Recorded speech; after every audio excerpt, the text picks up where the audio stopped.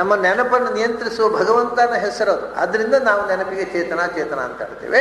ಹೀಗೆ ಭಗವಂತನನ್ನು ಮನಃಶಬ್ದ ವಾಚ್ಯ ಮನೋನಿಯಾಮಕ, ಚೇತನಾ ಶಬ್ದ ವಾಚ್ಯ ಚೇತನಾ ನಿಯಾಮಕ. ಈಗ ಹೇಳ್ತಾ ಆದಿತ್ಯರು ಮೊದಲು ಬಂದರು. ದ್ವಾದಶಾದಿತ್ಯರಲ್ಲಿ ಆದಿತ್ಯಾನಾಮಹಂ ವಿಷ್ಣು ಅಂತ ಹೇಳಿದ. ಆದಿತ್ಯ ಬಂದ ಕೂಡಲೇ ತಕ್ಷಣ ಅವನಿಗೆ ಸಂಬಂಧಪಟ್ಟು ಬೆಳಕಿನಿಂದ ಸೂರ್ಯ ಬಂದ. ಸೂರ್ಯ ಬಂದ ಮೇಲೆ ನಕ್ಷತ್ರಗಳು, ಚಂದ್ರ ಬಂದ. ಆಕಾಶಕ್ಕೆ ಸಂಬಂಧಪಟ್ಟದ್ದೆಲ್ಲ. ಅಷ್ಟಾದ್ಮೇಲೆ ಆಕಾಶದಲ್ಲಿ ಇರುವಂತಹದ್ದು ಪ್ರವಾಹ, ವಾಯು, ವಾತಾವರಣ, ಗಾಳಿ, ಉಲ್ಲೇಖ ಎಲ್ಲ ಬಂತು. ಅದಾದ್ಮೇಲೆ ಆಕಾಶದಲ್ಲಿ ಇರತಕ್ಕಂಥ ಶಬ್ದದಲ್ಲಿ ಸಂಗೀತ, ಸಾಮವೇದ, ವೇದದಲ್ಲಿ ಯಜ್ಞದಲ್ಲಿ ಮುಖ್ಯ ಆರಾಧ್ಯನಾದಂಥ ಇಂದ್ರ, ಇವರೆಲ್ಲ ಬಂದರು. ಈಗ ವಿಷಯ ಏನು ಅಂದರೆ ಅಲ್ಲಿಂದ ಮನಸ್ಸು ಬಂತು. ವೇದಾರ್ಥ ಚಿಂತನೆ ಮಾಡುವ ಮನಸ್ಸು, ಅದನ್ನು ನೆನಪಿಟ್ಟುಕೊಳ್ಳುವ ಚೇತನ, ಹೀಗೆಲ್ಲ ವಿಷಯಗಳನ್ನು ಒಂದಕ್ಕೊಂದು ಸಂಗತವಾಗಿ ಹೇಳ್ತಾ ಬಂದ ಕೃಷ್ಣ. ಮನಸ್ಸು ಬಂದ ಕೂಡಲೇ ಮನಸ್ಸನ್ನು ನಿಯಂತ್ರಿಸುವ ದೇವತೆ ಮನೋಭಿಮಾನಿ ಬರ್ತಾನೆ. ಮನಸ್ಸಾದ ಕೂಡಲೇ ರುದ್ರಾಣಾಂ ಶಂಕರಶ್ಚಾಸ್ಮಿ, ಮನೋಭಿಮಾನಿ ದೇವತೆ. ಅಷ್ಟೇ ಅಲ್ಲ, ಇನ್ನೊಂದು ಕಾರಣ ಇದೆ. ನಾವು ವೇದದಲ್ಲಿ ಬರತಕ್ಕಂಥ ದೇವತಾ ಗಣಗಳನ್ನು ಪರಿಗಣನೆ ಮಾಡುವಾಗ ಆದಿತ್ಯ ಅದಕ್ಕಿಂತ ಒಟ್ಟಿಗೆ ಬರುವಂತಹದ್ದು ಮತ್ತೊಂದು ವಸುಗಣ ಮತ್ತು ರುದ್ರಗಣ, ಮೂರು. ವಸು, ರುದ್ರ, ಆದಿತ್ಯ. ಪ್ರಾತಃ ಕಾಲದ ಸಮನದಲ್ಲಿ ನಾವು ವಸುಗಳಲ್ಲಿ, ಅಷ್ಟವಸುಗಳಲ್ಲಿ ಇರತಕ್ಕಂತಹ ಭಗವಂತನನ್ನ ಪ್ರಾತಃ ಕಾಲದ ಯಜ್ಞದಲ್ಲಿ ಆಹುತಿ ಕೊಡ್ತಾರೆ. ಮಾಧ್ಯಾಹ್ನಿಕ ಸಮನದಲ್ಲಿ ರುದ್ರನಲ್ಲಿ, ಏಕಾದಶ ರುದ್ರರಲ್ಲಿ ಇರತಕ್ಕಂಥ ಭಗವಂತನನ್ನ. ಆದ್ದರಿಂದಲೇ ಬೆಳಿಗ್ಗಿನ ಮಂತ್ರ ಅಷ್ಟಾಕ್ಷರದ ಮಂತ್ರ, ಗಾಯತ್ರಿ ಮಂತ್ರಗಳನ್ನು ಉಪಯೋಗಿಸ್ತಾರೆ. 8 ಅಕ್ಷರದ ಪಾದ. ಅದು ಗಾಯತ್ರಿ ಅನ್ನೋದು ಅಥವಾ ಅನುಷ್ಠುಪ ಅನ್ನೋದು ಎರಡೂ ಕೂಡ ಅಗ್ನಿಗೆ ಸಂಬಂಧಪಟ್ಟದ್ದು. ಯಾಕೆಂದರೆ 8 ಅಕ್ಷರ. ವಸುಗಳು 8 ಮಂದಿ. ವಸುಗಳಲ್ಲಿ ಪ್ರಧಾನನಾದವ ಅಗ್ನಿ. ರುದ್ರರು 11 ಮಂದಿ. ಮಧ್ಯಾಹ್ನದ ಸವನ ರುದ್ರರಿಗೋಸ್ಕರ ಇರುವಂತಹದ್ದು ಮಾಧ್ಯಾಹ್ನಿಕ ಸವನ. ಆದ್ದರಿಂದ ಮಾಧ್ಯಾಹ್ನಿಕವಾಗಿರತಕ್ಕಂಥ ಸವನಕ್ಕೆ ಮುಖ್ಯ ಮಂತ್ರ 11 ಅಕ್ಷರದ ತ್ರಿಷ್ಟು. ಸಾಯಂಕಾಲ ಆದಿತ್ಯರಿಗೆ ಸಂಬಂಧಪಟ್ಟ ಸವನ. ಆದಿತ್ಯರು 12 ಮಂದಿ. ಅದರಿಂದ ಆ ಸಾಯಂಕಾಲದ ಸಂಬಂಧಪಟ್ಟ ಮಂತ್ರ ದ್ವಾದಶಾಕ್ಷರದ ಜಗತಿ. ಹೀಗೊಂದು ನ್ಯೂಮರಾಲಜಿ. ಹಾಗಾಗಿ ಈಗ ಸಾಯಂಕಾಲದ ಆದಿತ್ಯರ ಬಗ್ಗೆ ಹೇಳಿ ಆಯಿತು. ಈಗ ಮಾಧ್ಯಾಹ್ನಿಕದ ರುದ್ರರ ಬಗ್ಗೆ, ಗಣದೇವತೆಗಳ ಬಗ್ಗೆ ಹೇಳಬೇಕು. ಮತ್ತು ಮನಸ್ಸು ಹೇಳಿ ಆಯಿತು, ಮನೋಭಿಮಾನಿ ಬರಬೇಕು. ಈ 2 ಕಾರಣದಿಂದ ಇಲ್ಲಿ ನೀವು ಮನಸ್ಸು ಆದ ಕೂಡಲೇ ಎರಡನೇ ನೆನಪಾಗೋದು ನಮಗೆ ಗಣದೇವತೆಗಳಲ್ಲಿ ವಸು, ರುದ್ರ, ಆದಿತ್ಯ. ಅಲ್ಲಿ ರುದ್ರ ಬರಬೇಕೀಗ. ಆ ರುದ್ರ ಇನ್ನೊಂದು ರೀತಿಯಿಂದಲೂ ಕೂಡ ರುದ್ರ ಬಂದ ಮೇಲೆ ವಸುಗಳು ಬರಬೇಕು. ಇನ್ನೊಂದು ರೀತಿಯಿಂದ ನಾವು ನೋಡಿದ್ರೆ ಅಗ್ನಿ, ವಾಯು, ಆದಿತ್ಯ. ವಸುರುದ್ರ ಆದಿತ್ಯ ಒಂದು. ವೇದದಲ್ಲಿ ಬರತಕ್ಕಂಥದ್ದು ಅಗ್ನಿ, ವಾಯು, ಆದಿತ್ಯ ಅಂತ. ಇದು ಭಗವಂತನ 3 ಅಧಿಷ್ಠಾನಗಳು, ಪ್ರಾಣದೇವರ 3 ಅಧಿಷ್ಠಾನಗಳು: ಅಗ್ನಿ, ವಾಯು, ಆದಿತ್ಯ. ಅದ್ರ ಪ್ರಕಾರ ಇನ್ನು ಹೇಳಬೇಕಾಗಿರತಕ್ಕಂಥದ್ದು ರುದ್ರ, ಆಮೇಲೆ ಅಗ್ನಿ. ಅದಕ್ಕೆ ರುದ್ರಾಣಾಂ ಶಂಕರಶ್ಚಾಸ್ಮಿ. ಈ ಮನಸ್ಸನ್ನು ನೇಮಿಸ್ತಕ್ಕಂಥ ರುದ್ರ ಶಿವ. ಅವನಿಗೆ ಶಿವ ಅಂತ ಹೆಸರು, ಶಂಕರ ಅಂತ ಹೆಸರು. ಶಿವ ಅಂದ್ರೆ ಮಂಗಳವನ್ನು ಉಂಟು ಮಾಡ್ತಕ್ಕವ ಅಂತ, ಅಥವಾ ಜ್ಞಾನಾನಂದ ಸ್ವರೂಪ ಅಂತ ಅರ್ಥ. ಶಂಕರ ಅಂದ್ರೆ ಸುಖವನ್ನು ಕೊಡುವ. ಶಂ ಅಂದ್ರೆ ಸುಖ, ಶಂಕರ ಅಂದ್ರೆ ಸುಖವನ್ನು ಕೊಡುವವ ಅಂತ. ರುದ್ರ ಅಂದ್ರೆ ಅಳಿಸು, ದುಃಖ ಕೊಡುವವ ಅಂತ. ಒಬ್ಬನಿಗೆ 2 ಹೆಸರು ನೋಡಿ. ರುದ್ರ ಅಂದ್ರೆ ರೋದಯತಿ, ಅಳಿಸುವವ, ದುಃಖ ಕೊಡುವವ ರುದ್ರ, ಸುಖ ಕೊಡುವವ ಶಂಕರ. ಆದರೆ ಪ್ರಾಚೀನರು ಹೇಳಿದರು ಇದು ಒಬ್ಬನೇ. ಶಿವನಿಗೆ ರುದ್ರ ಅಂತ ಹೆಸರು, ಶಿವನಿಗೆ ಶಂಕರ ಅಂತ ಹೆಸರು. ಯಾಕೆಂದ್ರೆ ಶಿವನಲ್ಲಿ ಇರತಕ್ಕಂಥ ಭಗವಂತ, ಅವನಿಗೆ ರುದ್ರ ಮತ್ತು ಶಂಕರ ಅಂತ ಹೆಸರು. ಅದನ್ನು ಇವನಿಗೆ ಹೆಸರು. ಹೌದಾ? ಯಾಕೆ ರುದ್ರ? ಅವನು ಅಳಿಸುವವನು ಶಂಕರ ಆಗುವುದು ಹೇಗೆ? ಶಂಕರ ಆದವ ಅಳಿಸುವುದು ಹೇಗೆ? ಈ 2 ಒಟ್ಟಿಗೆ ಹೇಗೆ ಬಂತು ಅಂದ್ರೆ, ರುದ್ರ ಅಂದ್ರೆ ಅಳಿಸ್ತಾನೆ ಅಂತ ಒಂದೇ ಅರ್ಥ ಅಲ್ಲ. ನಮಗೆ ಶಂಕರ ಅನ್ನೋದಕ್ಕೆ ಪೂರಕವಾದಂತಹ ಒಂದು ಅರ್ಥ ಇದೆ. ಅದು ಭಗವಂತನಿಗೆ ಅನ್ವಯವಾಗುವಂತಹ ಅರ್ಥ. ಯಾವುದು? ರುಜಂ ದ್ರಾವಯತಿ ಇತಿ ರುದ್ರ. ರುಜಂ ದ್ರಾವಯತಿ ಅಂದರೆ ನಮ್ಮಲ್ಲಿ ಇರತಕ್ಕಂಥ ರೋಗಗಳನ್ನು ಪರಿಹಾರ ಮಾಡುವವನು ಅಂತ ಅರ್ಥ. ರುದ್ರ ಅಂದ್ರೆ ಅಳಿಸುವವನಲ್ಲ, ರೋಗ ಪರಿಹಾರ ಮಾಡಿ ಸುಖ ಕೊಡುವವನು ಅಂತ. ಸೊ ಅದು ಒಂದಕ್ಕೊಂದು ಪೂರಕ. ರುಜಂ, ಯಾರು ಅಯೋಗ್ಯರೋ ಅವರನ್ನು ಅಳಿಸ್ತಾನೆ, ಯಾರು ಯೋಗ್ಯರೋ ಅವರ ರೋಗವನ್ನು ಅಳಿಸ್ತಾನೆ. ಕಾಯಿಲೆ ಬರುವುದು ಮೂಲತಃ ಮಾನಸಿಕ. ಮನಸ್ಸಿನಲ್ಲಿ ಏನಾದರೂ ಒಂದು ಕಿರಿಕಿರಿ ಇದ್ರೆ, ಇವತ್ತು ಡಾಕ್ಟರ್ ಹತ್ರ ಹೋದ್ರೆ, ಇವತ್ತು ಬಹಳ ವ್ಯಾಪಕವಾಗಿರತಕ್ಕಂಥದ್ದು ಒಂದು ಬ್ಲಡ್ ಪ್ರೆಷರ್, ಮತ್ತೊಂದು ಡಯಾಬಿಟಿಸು. ಎಲ್ಲರ ಹತ್ರ ಕೇಳಿದ್ರು BP ಜಾಸ್ತಿ ಆಗಿದೆ ಅಂತ. ಅದು ಯಾಕೆ ಜಾಸ್ತಿ ಆಗುತ್ತೆ ಅಂತ ಅವರಿಗೂ ಗೊತ್ತಿಲ್ಲ, ಡಾಕ್ಟ್ರಿಗೂ ಗೊತ್ತಿಲ್ಲ. ಎಲ್ರಿಗೂ ಟೆನ್ಷನ್, BP ಜಾಸ್ತಿ, ಸರಿ ಇದರ ಡಯಾಬಿಟಿಸ್. ಅದಕ್ಕೆ ಡಾಕ್ಟರ್ ಹತ್ರ ಕೇಳಿದ್ರೆ, ಅದಕ್ಕೇನು ಡಯಾಬಿಟಿಸ್ ಜಾಸ್ತಿ ಆಗಲಿಕ್ಕೆ ಸಕ್ಕರೆ ತಿಂದದ್ದು ಕಾರಣ ಅಲ್ಲ, ಮತ್ತೆ ಕಹಿಬೇವು ತಿಂದರೂ ಜಾಸ್ತಿ ಆಗುತ್ತೆ, ಯಾಕಂದ್ರೆ ತಲೆ ಬಿಸಿ ಮಾಡಿಕೊಂಡ್ರೆ ಜಾಸ್ತಿ ಆಗುತ್ತೆ ಅಂತಾರೆ. It's only due to tension. BP ಜಾಸ್ತಿ ಆಗಲಿಕ್ಕೂ ಕಾರಣ ಟೆನ್ಷನ್. ಟೆನ್ಷನ್ ಆದ ಕೂಡಲೇ ಬ್ಲಡ್ ಭಯಂಕರ ವೇಗದಲ್ಲಿ ಧಾವಂತ ಶುರುವಾಗುತ್ತೆ. ಹಾಗಾಗಿ tension is mental, it's not physical.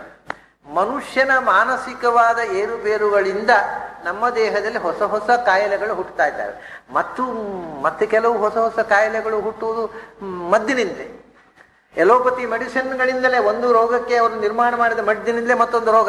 ಯಾಕಂದ್ರೆ ಅವರಿಗೆ ರೋಗಗಳೇ ಪೂರ ಗುಣ ಆಗಿಬಿಟ್ಟು ಮತ್ತೆ ಡಾಕ್ಟರ್ಗಳನ್ನ ಕೇಳೋರು ಯಾರು? ಅದನ್ನ ಒಂದು ರೋಗ ಗುಣ ಆಗುವ ಮತ್ತೊಂದು ರೋಗ ಬರುವಂಥದೇ ಮದ್ದುಗಳು ಇರೋದು ಎಲೋಪತಿಯಲ್ಲಿ. ಪೂರ್ತಿ ರೋಗ ಗುಣ ಮಾಡೋ ಮದ್ದೇ ಇಲ್ಲ ಎಲೋಪತಿಯಲ್ಲಿ. ಮತ್ತು ನಮಗೆ ಎಲೋಪತಿ ಬಿಟ್ಟರೆ ಪ್ರಪಂಚದಲ್ಲಿ ಅಂಥ ಮದ್ದೇ ಇಲ್ಲ ಅಂತ ಹುಚ್ಚಿ ಹಿಡಿದಾಗೆ ಆಗಿದೆ. ಅದನ್ನು ನಾವು ಏನೇ ಆದರೂ ಎಲೋಪತಿಯೇ ತಗೊಳ್ಳೋರು, ಆಯುರ್ವೇದಕ್ಕೆ ಹೋಗೋದಿಲ್ಲ.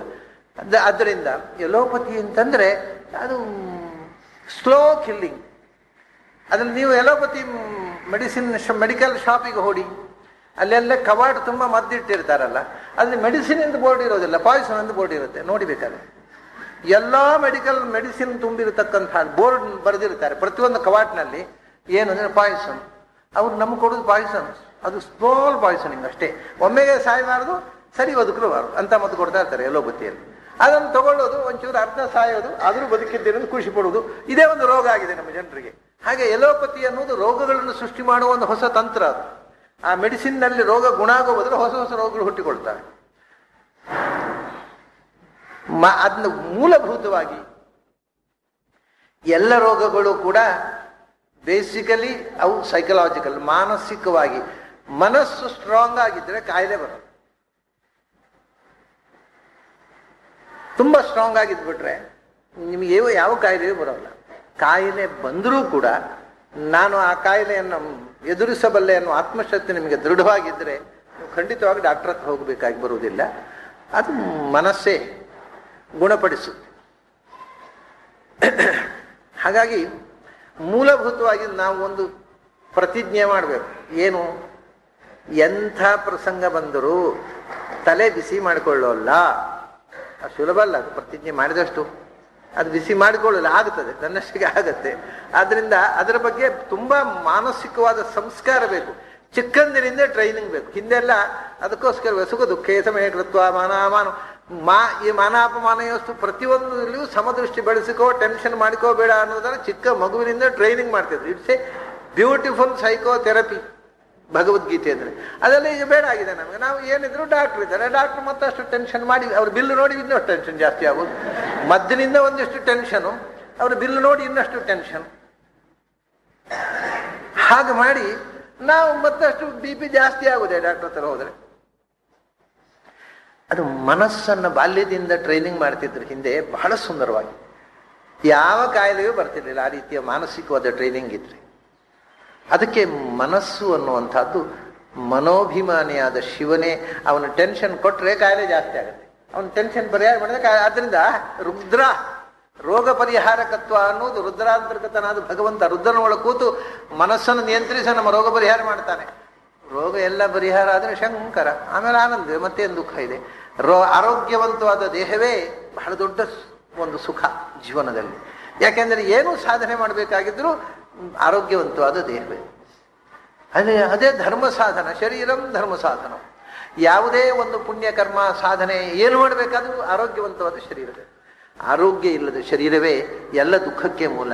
ಆರೋಗ್ಯವಂತವಾದ ಶರೀರವೇ. ಅದರಿಂದ ರುದ್ರ ಶಂಕರ ಅಂತ ಶಬ್ದವನ್ನು ಒಟ್ಟಿಗೆ ಹೇಳ್ತಾರೆ ನೋಡಿ ಪ್ರಾಚೀನ. ನಮಗೆ ಆನಂದವನ್ನು ಕೊಡುವ ಶಕ್ತಿ ಅದು. ಯಾಕೆಂದ್ರೆ ಮನಸ್ಸಿನಲ್ಲಿ ಕೂತು ನಮ್ಮ ಮಾನಸಿಕವಾದಂತಹ ತುಮುಲಗಳನ್ನು ಪರಿಹಾರ ಮಾಡಿ ಆರೋಗ್ಯವನ್ನು ಕೊಡ್ತಾರೆ ರುದ್ರ ಮತ್ತು ಶಂಕರ. ಹೀಗೆ ಇಲ್ಲ, ಯಾರು ಅಷ್ಟು ಯೋಗ್ಯತೆ ಇಲ್ಲದೆ ಇದ್ದವರು ಅವರಿಗೆ ತಲೆ ಬಿಸಿ ಮಾಡಿ ರೋಗ ಬಿಡುವವನು ಅವನೇ. ಆದ್ರಿಂದ ಅವನು ರೋದೇತಿಯೂ ಅವನೇ, ರುಜಂತ್ರಾವೈತಿಯೂ ಅವನೇ. ಮನಸ್ಸಿನಲ್ಲಿ ಕೂತು ಯಾರ್ಯಾರು ಕೆಲವರನ್ನ ಅಳಿಸ್ತಾನೆ, ಕೆಲವರು ನಗಿಸ್ತಾನೆ, ಕೆಲವರು ರೋಗ ಪರಿಹಾರ ಮಾಡ್ತಾನೆ, ಕೆಲವರು ರೋಗ ಉರ್ಬಣ ಮಾಡ್ತಾನೆ. ಇದೆಲ್ಲವನ್ನು ರುದ್ರನ ಮೂಲಕ. ಯಾಕೆಂದ್ರೆ ರುದ್ರ ಈ ರೀತಿ ರೋಗ ಪರಿಹಾರಕ್ಕೂ ಹೌದು. ಭಿಷಕ್ತಮಂ ತಾಂ ಭಿಷಜಾಂ, ಋಗ್ವೇದದಲ್ಲಿ ಶಿವಸ್ತುತಿ. ಭಿಷಕ್ತಮಂ ತ್ವಾಂ ಭಿಷಜಾಂ, ವೈದ್ಯರುಗಳ ವೈದ್ಯ ನೀನು. ಸೌತ್ ಕೆನಡಾದಲ್ಲಿ ಒಂದು ಲಿಂಗ ಶಿವನ ಸನ್ನಿಧಾನ ವೈದ್ಯನಾಥ. ಅದು ವೈದ್ಯನಾಥೇಶ್ವರ, ಅದು ಧನ್ವಂತರಿ. ಆಮೇಲೆ ವೈದ್ಯನಾಥ ಅಂತ ಅಲ್ಲಿ ಆಚಾರ್ಯ ವಿಸಿಟ್ ಮಾಡಿದ್ದಾರೆ. ವೈದ್ಯನಾಥ ಅಂದ್ರೆ ಶಿವ, ವೈದ್ಯನಾಥ ವೈದ್ಯರಿಗೆಲ್ಲ ನಾಥ, ಅವನಿಗೂ ನಾಥ, ವೈದ್ಯನಾಥನಿಗೂ ಈಶ್ವರ, ಅವನು ಧನ್ವಂತರಿ. ಹೀಗೆ ಒಂದು ಲಿಂಗ ಇದೆ, ಅಲ್ಲಿ ಧನ್ವಂತರಿ ಪೂಜೆ ನಡೆಯುತ್ತೆ. ಹಾಗೆ ಭಿಷಕ್ತಮಂ ತಾಂ ಭಿಷಜಾಂ, ರೋಗಿಗಳ ಗುಣ ಪರಿಹಾರ, ರೋಗಗಳನ್ನು ಪರಿಹಾರ ಮಾಡತಕ್ಕಂಥ ವೈದ್ಯರಿಗೆಲ್ಲ ವೈದ್ಯ ಅದು ನೀನು ಅಂತ ಶಿವನನ್ನು ಸ್ತೋತ್ರ ಮಾಡ್ತಾರೆ. ಭಗವಂತನನ್ನು ಭವರೋಗ ವೈದ್ಯ ಅಂತ ಹೇಳುದು ಇದೇ ಕಾರಣಕ್ಕೋಸ್ಕರ. ಹಾಗಾಗಿ ಶಂಕರಶ್ಚಾಸ್ಮಿ, ರುದ್ರಾಣಾಂ ಶಂಕರಶ್ಚಾಸ್ಮಿ. ಈಗ ಮನಸ್ಸನ್ನು ನಿಯಂತ್ರಿಸ್ತಕ್ಕಂಥ ಆದಿತ್ಯ ಗಣ ಆಯಿತು, 12 ಮಂದಿ ಆದಿತ್ಯರಲ್ಲಿ ಸ್ವತಃ ವಿಷ್ಣುವೇ ಸ್ವರೂಪ. ಅದು ಆವೇಶ ವಿಭೂತಿ ಅಲ್ಲ, ಸ್ವರೂಪ ವಿಭೂತಿ. ಅದರ ನಂತರ ಇನ್ನು ಸ್ವರೂಪ ವಿಭೂತಿಯನ್ನು ಹೇಳಲಿಲ್ಲ ಅವರು. ಒಂದೊಂದೇ ಹೇಳ್ತಾ ಶಂಕರ ಏಕಾದಶ 11 ಮಂದಿ ರುದ್ರರಲ್ಲಿ 11 ಮಂದಿ ರುದ್ರರಿಗೆ ಬೇರೆ ಬೇರೆ ಪುರಾಣಗಳಲ್ಲಿ ಬೇರೆ ಬೇರೆ ಹೆಸರಿದೆ. ಅಂದರೆ ಒಂದೇ ವ್ಯಕ್ತಿಗೆ ಬೇರೆ ಬೇರೆ. ಈಗ ಒಬ್ಬ ಇಂದ್ರನಿಗೆ ಇಂದ್ರ ಅಂತ ಹೇಳ್ತಾರೆ, ಮಘವಾನ್ ಅಂತ ಹೇಳ್ತಾರೆ, ಮರುತ್ವ ಅಂತ ಹೇಳ್ತಾರೆ, ಬಿಡೋಜ ಅಂತ ಹೇಳ್ತಾರೆ, ಪಾಕಶಾಸನ ಅಂತ ಹೇಳ್ತಾರೆ. ಸಂಸ್ಕೃತದಲ್ಲಿ ಒಬ್ಬೊಬ್ಬ ದೇವತೆಗಳಿಗೆ ಅನೇಕ ನಾಮಗಳಿವೆ. ಹಾಗೆ ಆ ದ್ವಾದಶ ಆದಿತ್ಯರ ಹೆಸರು ಒಂದೊಂದು ಪುರಾಣದಲ್ಲಿ ಒಂದೊಂದು ಥರ ಇದೆ. ಅದು ಜನ ಬೇರೆ ಅಲ್ಲ, ಹೆಸರು ಬೇರೆ ಬೇರೆ ಅಷ್ಟೇ. ಹಾಗೆ ಏಕಾದಶ ರುದ್ರರಿಗೆ, ಅಷ್ಟವಸುಗಳಿಗೆ ಹೆಸರು ಬೇರೆ ಬೇರೆ ಪುರಾಣಗಳಲ್ಲಿ ಬೇರೆ ಬೇರೆ ಹೆಸರು ಬರ್ತದೆ. ಅದು ಹೆಸರು ಬೇರೆ ಅಷ್ಟೇ, ವ್ಯಕ್ತಿ ಅವರ ವಿಷಯ ಒಂದೇ, ಅದು ವಿರೋಧ ಏನೂ ಇಲ್ಲ. ಪ್ರಧಾನವಾಗಿ ನಾವು ಭಾಗವತದಲ್ಲಿ ಹೇಳಿರತಕ್ಕಂಥ ಹೆಸರುಗಳನ್ನ ಇಟ್ಟುಕೊಳ್ಳು, ಅದು ಹೆಚ್ಚು ನಮ್ಮಲ್ಲಿ ಬಳಕೆಯಲ್ಲಿ ಇರುವಂತಹದ್ದು. ಎಲ್ಲ ಶಾಸ್ತ್ರಕಾರರು ರೈವತಃ ಓಜಃ ಭವಃ ಭೀಮಃ ವಾಮಃ ಉಗ್ರಹ ವೃಷಾಕಪಿ ಅಜೈಕಪಾತ್ ಅಹಿರ್ಬುದ್ಧಿ, ಇದು ಅವ್ರು ಹೇಳಿರ್ತಕ್ಕಂಥದ್ದು. ಕೊನೆಯದು ಮಹಾನ್ ಅಂತ, ಮಹಾದೇವ ಅನ್ನೋದು ಪ್ರಧಾನ ರುದ್ರ. 10 ಜನ 11 ಜನ ರುದ್ರರು. ಮೊದಲನೇವ ರೈವತ, ಎರಡನೇವ ಓಜ, ಮೂರನೇವ ಭವ. ಭವಂ ತರ್ಪಯಾಮಿ, ಭೀಮಂ ತರ್ಪಯಾಮಿ. ಇದು ಯಜುರ್ವೇದಿಗಳ ಉಪಾಕ್ರಮದಲ್ಲಿ ಮತ್ತು ಬ್ರಹ್ಮಯಜ್ಞದಲ್ಲಿ ಬರತಕ್ಕಂಥ ತರ್ಪಣ. ಏಕಾದಶ ರುದ್ರ ಭೀಮಂ ತರ್ಪಯಾಮಿ, ಆಮೇಲೆ ವಾಮದೇವಂ ತರ್ಪಯಾಮಿ, ಉಗ್ರಂ ದರ್ಪಯಾಮಿ, ಉಗ್ರಂ ದೇವಂ ದರ್ಪಯಾಮಿ, ವೃಷಾಕಪಿಂ ದರ್ಪಯಾಮಿ, ಆಮೇಲೆ ಅಜೈಕಪಾತ್, ಆಮೇಲೆ ಅಹಿರ್ಬುದ್ಧಿನಿ, ವಿರೂಪಾಕ್ಷ. ಇದು 10 ಜನ ಇದೆ. ಅಜ, ರೈವತ, ಓಜ, ಭವ, ಭೀಮ, ವಾಮದೇವ, ಉಗ್ರ, ವೃಷಾಕಪಿ, ಅಜೈಕಪಾತ್, ಅಹಿರ್ಬುದ್ಧಿ, ವಿರೂಪಾಕ್ಷ. ಇವರು 10 ಜನ ಅವಾಂತರ ರುದ್ರರು. ಇವರು ಬೇರೆ ಬೇರೆ ಹೆಸರು, ನಾಮಾಂತರಗಳು ಬೇರೆ ಬೇರೆ ಕಡೆ ಇದೆ. ಅದು ನೀವು ಯಾಕೆ ಅದನ್ನು ಹೇಳ್ತಾ ಇದ್ದೇನೆ, ನೀವು ಇನ್ನೊಂದು ಯಾವುದೋ ಒಂದು ಪುರಾಣ ನೋಡುವ, ಅದರಲ್ಲಿ 11 ರುದ್ರರ ಹೆಸರು ಬೇರೆ ಸಿಗ್ತದೆ. ಓಹೋ, ಅವಾಗ ನಿಮ್ಗೆ 2 ಸಂಶಯ ಬರ್ಬೋದು. ಒಂದೋ ಬನ್ನಂಜಿಯವರು ತಪ್ಪು ಹೇಳಿಬಿಟ್ಟಿದ್ದಾರೆ, ಅವರು 10 ಹೆಸರು ಬೇರೆ ಹೇಳಿದ್ದಾರೆ, ಇದು ಬೇರೆ, ತಪ್ಪು ಹೇಳಿದ್ದಾರೆ ಅಂತ ನಿಮಗೊಂದು ಸಂಶಯ ಬರ್ಬೋದು. ಅಥವಾ ಪುರಾಣದಲ್ಲಿ ಒಂದೊಂದಲ್ಲಿ ಒಂದೊಂದು, ಈ ಪುರಾಣವೇ ಸರಿ ಇಲ್ಲ ಅಂತ ಭ್ರಮೆ ಬರ್ಬೋದು. ಈ 2 ವಿಧದ ಭ್ರಮೆಯೂ ಬರಬಾರ್ದು ಅನ್ನೋದಕ್ಕೋಸ್ಕರ ಹೇಳ್ತಾ ಇದ್ದೇನೆ. ನೀವು ಇನ್ನೊಂದು ಪುರಾಣ ಓದಿದಾಗ ಇನ್ನೊಂದು ಹೆಸರು ಇರುತ್ತೆ, ಅದು ನಾಮಾಂತರ. ನಮಗೆ ಒಂದೇ ಹೆಸರು ಅಪ್ಪ ಅಮ್ಮ ಇಟ್ಟಿರೋದು, ಅದು ನಾವೇ ಕಡೆ ಪೆನ್ ನೇಮು, ಪೆನ್ಸಿಲ್ ನೇಮು ಅಂತೆಲ್ಲ ಬೇರೆ ಬೇರೆ ಹೆಸರು ಇಟ್ಕೊಳ್ತೇವೆ. ಕಡೆ ಲೇಖನ ಬರೆಯೋ ಒಂದು ಹೆಸರು, ಕಡೆ ಸ್ನೇಹಿತರು ಒಂದು ಬೇರೆ ಹೆಸರು ಇಟ್ಟಿರ್ತಾರೆ, ಗೆಳೆಯರು ಕರೆಯೋ ಹೆಸರು ಬೇರೆ, ಅಪ್ಪ ಅಮ್ಮ ಕರೆಯೋ ಹೆಸರು ಬೇರೆ, ಅಪ್ಪ ಅಮ್ಮ ಪ್ರೀತಿಯಿಂದ ಕರೆಯೋ ಹೆಸರು ಬೇರೆ, ಸಿಟ್ಟು ಬಂದಾಗ ಕರೆಯೋ ಹೆಸರು ಬೇರೆ, ಇವ್ರದ್ದೇ ಪೆನ್ ನೇಮು ಬೇರೆ, ನಾಮ್ ದ ಪ್ಲೂಮ್, ಇದೆಲ್ಲ ಇರುತ್ತೆ 1000 ಹೆಸರುಗಳು. ಹಾಗಿರುವ ದೇವರುಗಳಿಗೆ ಇರಬಾರ್ದು, ಆ ದೇವತೆಗಳಿಗೆ ಬೇಕಾದಷ್ಟು ಹೆಸರುಗಳಿವೆ. ಹಾಗಾಗಿ ಇನ್ನೊಂದು ಕಡೆ ಇನ್ನೊಂದು ಹೆಸರು ಇಲ್ಲಿ, ಇದು ಪ್ರಸಿದ್ಧ. ರೈವತಃ ಓಜಃ ಭವಃ ಭೀಮಃ ವಾಮದೇವ ಉಗ್ರಃ ವೃಷಾಕಪಿ ಅಜೈಕಪಾತ್ ಅಹಿರ್ಬುದ್ಧಿ ವಿರೂಪಾಕ್ಷ ಮಹಾದೇವ. ಮಹಾದೇವ ಅಂದ್ರೆ ಶಂಕರ. ಈ 10 ರುದ್ರರುಗಳು, ಇವರಿಗೆ ಈ 10 ರುದ್ರರಿಗೆ ಪ್ರಧಾನನಾಗಿರ್ತಕ್ಕಂಥವ ಮಹಾದೇವ. ಮಹಾದೇವ ಅಂದ್ರೂ ಇದು ಶಂಕರ ಅಂತ ಹೇಳಿದ್ದು ಒಂದೇ. ಅವನು ಮಹಾದೇವ ಯಾಕೆ ಗೊತ್ತುಂಟ? ಮಹಾದೇವ ಅಂತಂದ್ರೆ, ಈಗ ಹಿಂದೆ ಉಡುಪಿಯಲ್ಲಿ ಅನಂತೇಶ್ವರ ಅಂತ ದೇವಾಲಯ ಇದೆಯಲ್ಲ, ಅದನ್ನು ಅನಂತೇಶ್ವರ ಅಂತಾರೆ, ಅನಂತ ಪದ್ಮನಾಭ ಅಂತಾರೆ. ಹಳೆಯ ಹೆಸರು ಏನು ಗೊತ್ತಾ? ಶಿಲಾಶಾಸನದಲ್ಲಿ ಇರುವ ಹೆಸರು ಮಹಾದೇವರ ದೇವಸ್ಥಾನ ಅಂತದ್ದು. ಆ ಟೆಂಪಲಿಗೆ ancient name which is found in inscriptions, ಶಿಲಾಶಾಸನಗಳಲ್ಲಿ ಇರುವ ಹೆಸರು ಮಹಾದೇವರ ದೇವಸ್ಥಾನ. ಆ ಇನ್ನೊಂದು ಹೆಸರಿದೆ, ಎದುರುಗಡೆ ಇರತಕ್ಕಂಥದ್ದು ಚಂದ್ರೇಶ್ವರ ಅಂತ ನಾವು ಕರಿತೇವೆ. ಅದಕ್ಕೆ ಹಿಂದೆ ಸಾಮಾನ್ಯ ಹಿಂದಿನ ಕಾಲದ ಎಲ್ಲರೂ ಕರಿತಾ ಇದ್ದದ್ದು ಮೂಡು ದೇವಸ್ಥಾನ. ಇದು ಪಡು ದೇವಸ್ಥಾನ. ಒಂದು ಪೂರ್ವದಲ್ಲಿ ಪಶ್ಚಿಮ, ಮೂಡು ದೇವಸ್ಥಾನ, ಪಡು ದೇವಸ್ಥಾನ ಪಶ್ಚಿಮ ಮತ್ತು ಪೂರ್ವಾಲಯ ಪಶ್ಚಿಮಾಲಯ ಅಂತ. ಮತ್ತು ಇದಕ್ಕೆ ಮಹಾದೇವರ ದೇವಸ್ಥಾನ ಅಂತ ಹೇಳ್ತಿದ್ರು. ಮಹಾದೇವ ಅಂತ ಅನ್ನೋದನ್ನ, ಅದು ನಿಮಗೆ ಒಂದು ವಿಶೇಷ ಸಂಗತಿ ಏನು ಅಂತಂದ್ರೆ, ಭೀಮಸೇನ ವಿರಾಟ ನಗರದಲ್ಲಿ ಅಜ್ಞಾತವಾಸದಲ್ಲಿದ್ದಾಗ ಅಲ್ಲಿ ಒಬ್ಬ ಜಟ್ಟಿ ಹತ್ರ ಯುದ್ಧ ಮಾಡೋ ಪ್ರಸಂಗ ಬರುತ್ತೆ. ಆ ಜಟ್ಟಿಯನ್ನು ಭೀಮಸೇನ ಸಾಯಿಸ್ತಾನೆ. ಆ ಜಟ್ಟಿ ಚಾಲೆಂಜ್ ಮಾಡ್ತಾನೆ, ನಿಮ್ಮ ದೇಶದಲ್ಲಿ ಯಾರಾದನ್ನು ಸೋಲಿಸೋರಿದ್ರೆ ಬನ್ನಿ ಅಂತ. ಆಗ ರಾಜ ವಿರಾಟ ತಲೆ ಕೆಡಿಸಿಕೊಳ್ತಾನೆ, ನಮ್ಮ ದೇಶದ ಮರ್ಯಾದೆ ಹೋಗುತ್ತೆ, ಈಗ ಅವನನ್ನು ಸೋಲಿಸುವಂತಹ ಜಟ್ಟಿಗಳು ನಮ್ಮ ಹತ್ರ ಯಾರೂ ಇಲ್ಲ ಅಂತ. ಆವಾಗ ಧರ್ಮರಾಜ ಹೇಳ್ತಾನೆ, ನಮ್ಮ ಅಡಿಗೆಯವನು ಒಂದ್ ಪಕ್ಷಕ್ಕೆ ಮರ್ಯಾದೆ ಹೋದರೂ ಅಡಿಗೆಯವನ ಹತ್ರ ಸೋತ ಅಂತ, ಅವಮಾನ ಇಲ್ಲ, ಅದನ್ನ ಅಡಿಗೆಯವನನ್ನು ಕಳಿಸು, ಏನ್ ತೊಂದರೆ, ನಿನ್ ಗೆಲ್ತಾನೆ ಅವ ಅಂತ. ಧರ್ಮರಾಜನಿಗೆ ಗೊತ್ತಿದೆ, ಇವನಿಗೆ ವಿರಾಟ್ ಆ ಅಡಿಗೆಯವನನ್ನು ಕಳಿಸ್ಬಿಡು, ಅವನ್ನೆಲ್ಲ ಮಾಡ್ತಾನೆ, ನೀನೇನು ಹೆದರಬೇಡ ಅಂತ ಧರ್ಮರಾಜ ಹೇಳಿದ ಮೇಲೆ ಅಡಿಗೆಯವನನ್ನ ಕಳಿಸ್ತಾನೆ. ಆದರೆ ಭೀಮಸೇನ ಹೋಗಿ ಆ ಜೀಮೂತನ್ನ ಕೊಲ್ಲುತ್ತಾನೆ. ಜೀಮೂತ ಅಂತ ಅವನ ಹೆಸರು, ಅವನು ಕೊಲ್ತಾನೆ. ಕೊಲ್ಲೋ ಮುಂಚೆ ಅವನ ಹತ್ರ ಯುದ್ಧಕ್ಕೆ ಹೋಗುವಾಗ ಭೀಮಸೇನ ಮಹಾದೇವಂ ಸಂಪ್ರಣಮ್ಯ, ಮಹಾದೇವನಿಗೆ ನಮಸ್ಕಾರ ಮಾಡಿ ಭೀಮಸೇನ ಯುದ್ಧ ಮಾಡಿದ ಅಂತ ಮಹಾಭಾರತದಲ್ಲಿದೆ. ಸೊ ನೋಡಿ, ಅಲ್ಲಿ ಮಹಾದೇವನನ್ನು ಅಂದ್ರೆ, ಮಹಾದೇವ ಅನ್ನೋದು ದೊಡ್ಡ ದೇವರು, ಯಾರೋ ಆಗ್ಬೋದು, ಯಾರ್ಯಾರೋ ದೊಡ್ಡವರು, ಯಾರ್ಯಾರೋ ದೊಡ್ಡವರು ಇರ್ತಾರೆ, ಬೇರೆ ನಿಜವಾದ ದೊಡ್ಡ ದೇವರು ಅಂತ ಭೀಮಸೇನ ಮನಸ್ಸಲ್ಲಿ ಸ್ಮರಿಸಿದ್ದು ಯಾರನ್ನ? ಮಹಾದೇವರ, ಎಲ್ಲರಿಗಿಂತ ದೊಡ್ಡ ದೇವರು ಅಂದ್ರೆ ನಾರಾಯಣನನ್ನೇ ಸ್ಮರಿಸಿದ್ದೆವು. ಅಲ್ಲಿ ಭಾರತದಲ್ಲಿ ಭೀಮಸೇನ ದೇವರು ಮಹಾದೇವನಿಗೆ ನಮಸ್ಕಾರ ಮಾಡಿ ಇದ್ದಾರೆ. ಯಾರು ಹೆಂಗ್ ಬೇಕಾದ್ರೆ ಅರ್ಥ ಮಾಡ್ಕೊಳ್ಳಿ, ಅವರವ್ರ ಯೋಗ್ಯತೆ ಪ್ರಕಾರ ಅಂತ ಅವರು ಆ ಶಬ್ದ. ಅದನ್ನ ಮಹಾದೇವ ಅಂತಂದ್ರೆ ಮೂಲಭೂತವಾಗಿ ದೊಡ್ಡ ದೇವರು. ಅದಕ್ಕೆ ಒಂದು ಸಾಪೇಕ್ಷವಾದ ಅರ್ಥ ಇದೆ. ಏನು ಅಂದ್ರೆ, ಈ ನಮ್ಮ ಇಂದ್ರಿಯಗಳನ್ನು ನೇಮಿಸ್ತಕ್ಕಂಥ ದೇವತಾ ಶಕ್ತಿಗಳಲ್ಲಿ ಮನಸ್ಸು ಬುದ್ಧಿ ಅಲ್ಲಿ ತನಕ, ಅದರ ಮೇಲದ್ದು ಹೋಗಬೇಡಿ. ಮನಸ್ಸು ಒಟ್ಟಿ 12 ಇಂದ್ರಿಯಗಳು ಅಂತ ಹೇಳ್ತಾರೆ. ಮನೋ ಬುದ್ಧಿ ದ್ವಾದಶೇ ಅಂತ 5 ಜ್ಞಾನೇಂದ್ರಿಯಗಳು, 5 ಕರ್ಮೇಂದ್ರಿಯಗಳು, ಮನಸ್ಸು ಮತ್ತು ಬುದ್ಧಿ. ಈ ನಮ್ಮ ಇಂದ್ರಿಯಗಳನ್ನು ನಿಯಮಿಸುವಂತಹ ದೇವತೆ, ಅಥವಾ 11 ತಗೋತಾರೆ, ಮನಸ್ಸು ಮತ್ತು ಹೊರಗಿನ 10 ಇಂದ್ರಿಯಗಳು, 11 ಇಂದ್ರಿಯಗಳು. ದೇವ ಅಂದ್ರೆ ಇಂದ್ರಿಯಗಳನ್ನು ನಿಯಂತ್ರಿಸುವ. ದೇವ ಅಂತ ಅನ್ನೋದಕ್ಕೆ ದೇವಯತೀತಿ ದೇವಂ ಇಂದ್ರಿಯಂ ಅಂತ, ವಿಷಯಗಳನ್ನ ಬೆಳಗಿಸುವಂತಹ ವಸ್ತು ಯಾವುದು? ಇಂದ್ರಿಯ. ದೇವಂ ಅಂದ್ರೆ ಇಂದ್ರಿಯ, ದೇವ ಅಂದ್ರೆ ಇಂದ್ರಿಯಾಭಿಮಾನಿ ಅಂತ ಅರ್ಥ. ಆ ಇಂದ್ರಿಯಾಭಿಮಾನಿಗಳಲ್ಲಿ ದೊಡ್ಡವ ಮಹಾದೇವ ಅಂದ್ರೆ.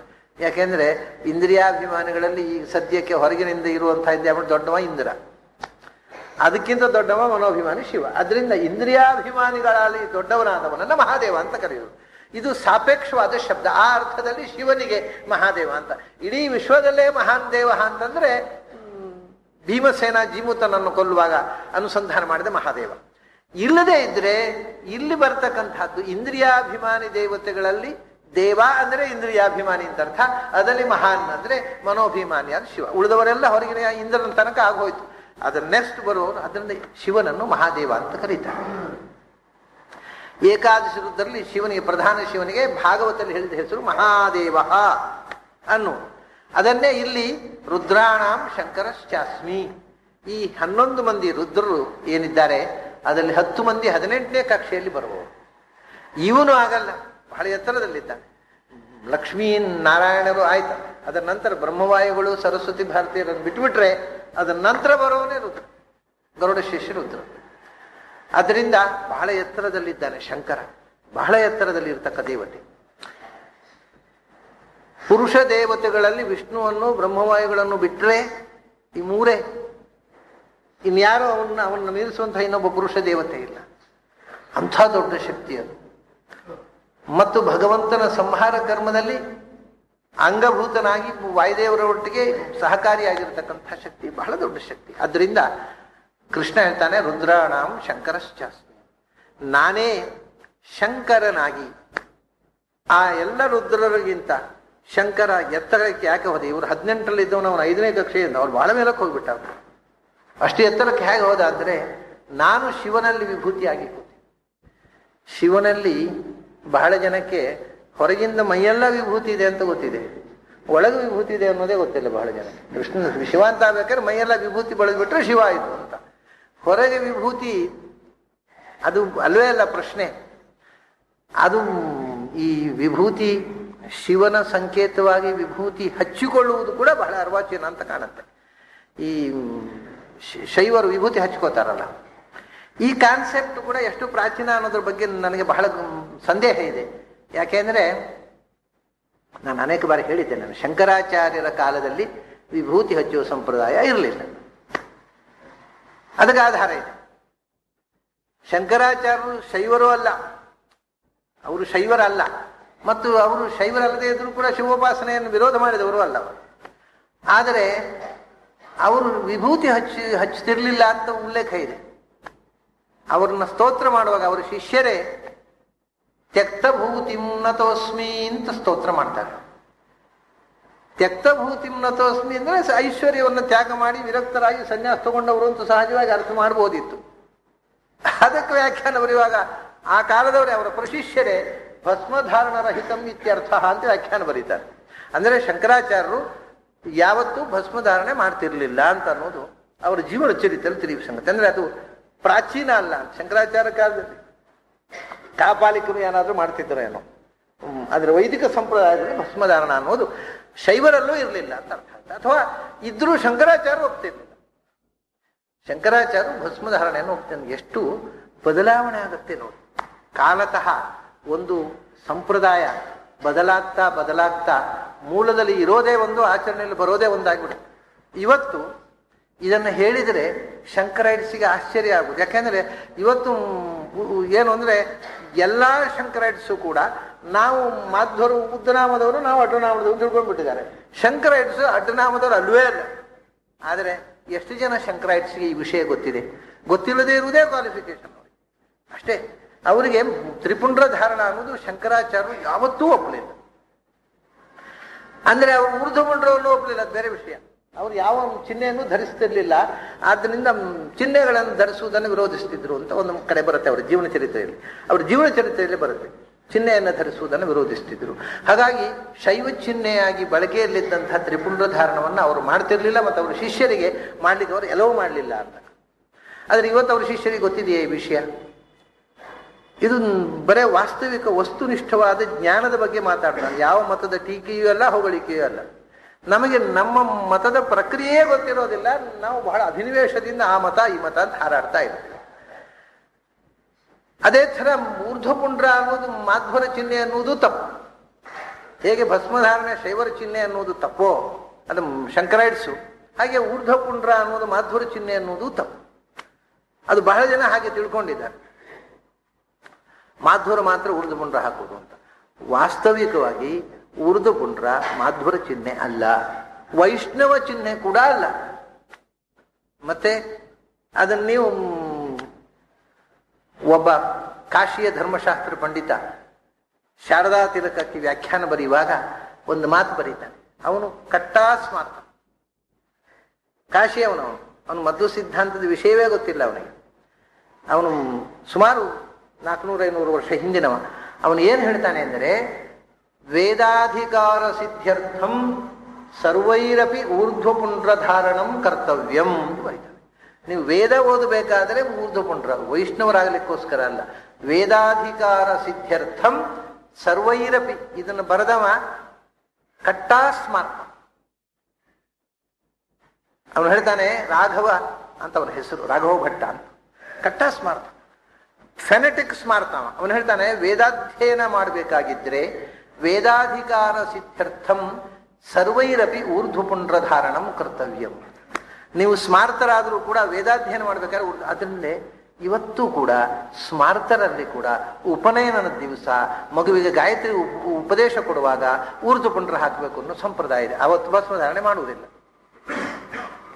ಇದು ಒಂದಕ್ಕೊಂದು ಸಂಬಂಧಗಳು ಇತಿಹಾಸದಲ್ಲಿ ನೀವು ಟ್ರೇಸ್ ಮಾಡಬಹುದು. ನನಗೆ ಯಾವುದೇ ಮತೀಯ ಆವೇಶದಿಂದ ಹೇಳ್ತಾ ಇರೋದಲ್ಲ, ಫ್ಯಾಕ್ಟ್ಸ್ ಜನರಿಗೆ ಗೊತ್ತಾಗ್ರಿ ಅಂತ ಅಷ್ಟೇ. ನನಗೆ ಯಾರು ಏನು ಹಚ್ಚಿಕೊಟ್ರೆ ನನಗೆ ಮೈಪೂರ ಬೂದಿ ಬಳ್ಕೊಳ್ಳಿ, ನನ್ನಿಂದೇನು ಅಡ್ಡಿ ಇಲ್ಲ. ಆದರೆ ವಿಷಯ ಗೊತ್ತಿದ್ದು ಯಾಕೆ ಹಚ್ಕೋತೇವೆ ಅನ್ನೋದು ವಿಷಯ ಗೊತ್ತಿದ್ದು ಹಚ್ಕೋಬೇಕಷ್ಟೇ. ನಿಜವಾಗಿ ಇದು ಇರತಕ್ಕಂಥ ಸ್ಥಿತಿ. ಹಾಗಾಗಿ ಅವನು ಹೇಳ್ತಾನೆ, ತದನಂತರಂ ವೇದಾಧಿಕಾರ ಸಿದ್ಧ್ಯರ್ಥಂ ಸರ್ವೈರಪಿ ಊರ್ಧ್ವಪುಂಡ್ರಧಾರಣಂ ಕರ್ತವ್ಯಂ, ತದನಂತರಂ ಸ್ವಸ್ವಮತ ಚಿಹ್ನ ಧಾರಣಂ ಅಂತ. ಆಮೇಲೆ ಬೇಕಾದ್ರೆ ನೀವು ಶೈವರು ಅನ್ನೋದಕ್ಕೆ ತ್ರಿಪುಂಡ್ರ ಹಚ್ಕೊಳ್ಳಿ, ಮೊದಲಂತೂ ಊರ್ಧ್ವಪುಂಡ್ರ ಹಚ್ಚಿರಬೇಕು. ಅದು ಬಿಟ್ಟು ಬರೀ ತ್ರಿಪುಂಡ್ರ ಹಚ್ಚುವ ಹಾಗಿಲ್ಲ ಯಾರು ಕೂಡ. ವೇದಾಧ್ಯಯನ ಮಾಡಬೇಕಾದ್ರೆ ಊರ್ಧ್ವಪುಂಡ್ರ ಬೇಕು. ಸೊ ಇದು ವೈದಿಕ ಚಿಹ್ನೆ ಹೊರತು ವೈಷ್ಣವ ಚಿಹ್ನೆ ಅಲ್ಲ. ಮತ್ತೆ ವೈಷ್ಣವ ಚಿಹ್ನೆ ಯಾವುದು? ಮುದ್ರಾಧಾರಣೆ ವೈಷ್ಣವ. ನೀವು ವೈಷ್ಣವರು ಅಂದ್ರೆ ಶಂಖಚಕ್ರ ಧಾರಣೆ ಉಂಟಲ್ವಾ, ಅದು ವೈಷ್ಣವ ಚಿಹ್ನೆ. ಅದನ್ನು ತತ್ವಮುದ್ರಾಧಾರಣೆ ಮಾಡಿದ್ರೆ ವೈಷ್ಣವ ದೀಕ್ಷೆ. ನಾಮ ಅನ್ನೋದು ವೈಷ್ಣವ ಚಿಹ್ನೆ ಅಲ್ಲ. ಮುದ್ರಾ ಅನ್ನೋದು ಶಂಖಚಕ್ರಗಳನ್ನು ಧಾರಣೆ ಮಾಡೋದು ಉಂಟಲ್ಲ, ಅದು ವೈಷ್ಣವ ಚಿಹ್ನೆ. ಅದಕ್ಕೆ ನಾನು ಮೊನ್ನೆ ಹೇಳಿದೆ, ನಿನ್ನೆ ಈವನ್ ಶ್ರೀ ವೈಷ್ಣವರಲ್ಲಿ ಕೂಡ ಮುದ್ರಾಧಾರಣ ದೀಕ್ಷೆ ಅನ್ನೋದು ಕಂಪಲ್ಸರಿ. ಅವರು ವರ್ಷಕ್ಕೆ ಜೀವನಕ್ಕೆ ಒಮ್ಮೆ ಗುರು ದೀಕ್ಷೆ ಅಂತ ಮಾಡಿಕೊಳ್ತಾರೆ, ಪ್ರತಿ ವರ್ಷ ಮಾಡಿಕೊಳ್ಳುವುದಿಲ್ಲ. ನಮ್ಮಲ್ಲಿ ಅದನ್ನು ಪ್ರತಿ ವರ್ಷ ಮಾಡಿಕೊಳ್ತಕ್ಕಂಥದ್ದು ವಿಶೇಷ ಅಂತ ಆಚರಣೆ ತಂದು. ಹೀಗೆ ಇದು ಯಾಕೆ ಬಂತು ಅಂದ್ರೆ, ಶಂಕರ ಅವನ ವಿಭೂತಿ ಬಗ್ಗೆ ಹೇಳ್ತಾ, ಬಾಹ್ಯ ವಿಭೂತಿ ಅಲ್ಲ, ಅದು ಭಗವಂತನ ಅಂತರಂಗ ವಿಭೂತಿಯಲ್ಲಿ ಒಂದು. ಶಿವ ಬಹಳ ದೊಡ್ಡ ವಿಭೂತಿ ಭಗವಂತನ. ಯದ್ಯದ್ ವಿಭೂತಿ ಮತ್ತು ಸತ್ವಂ.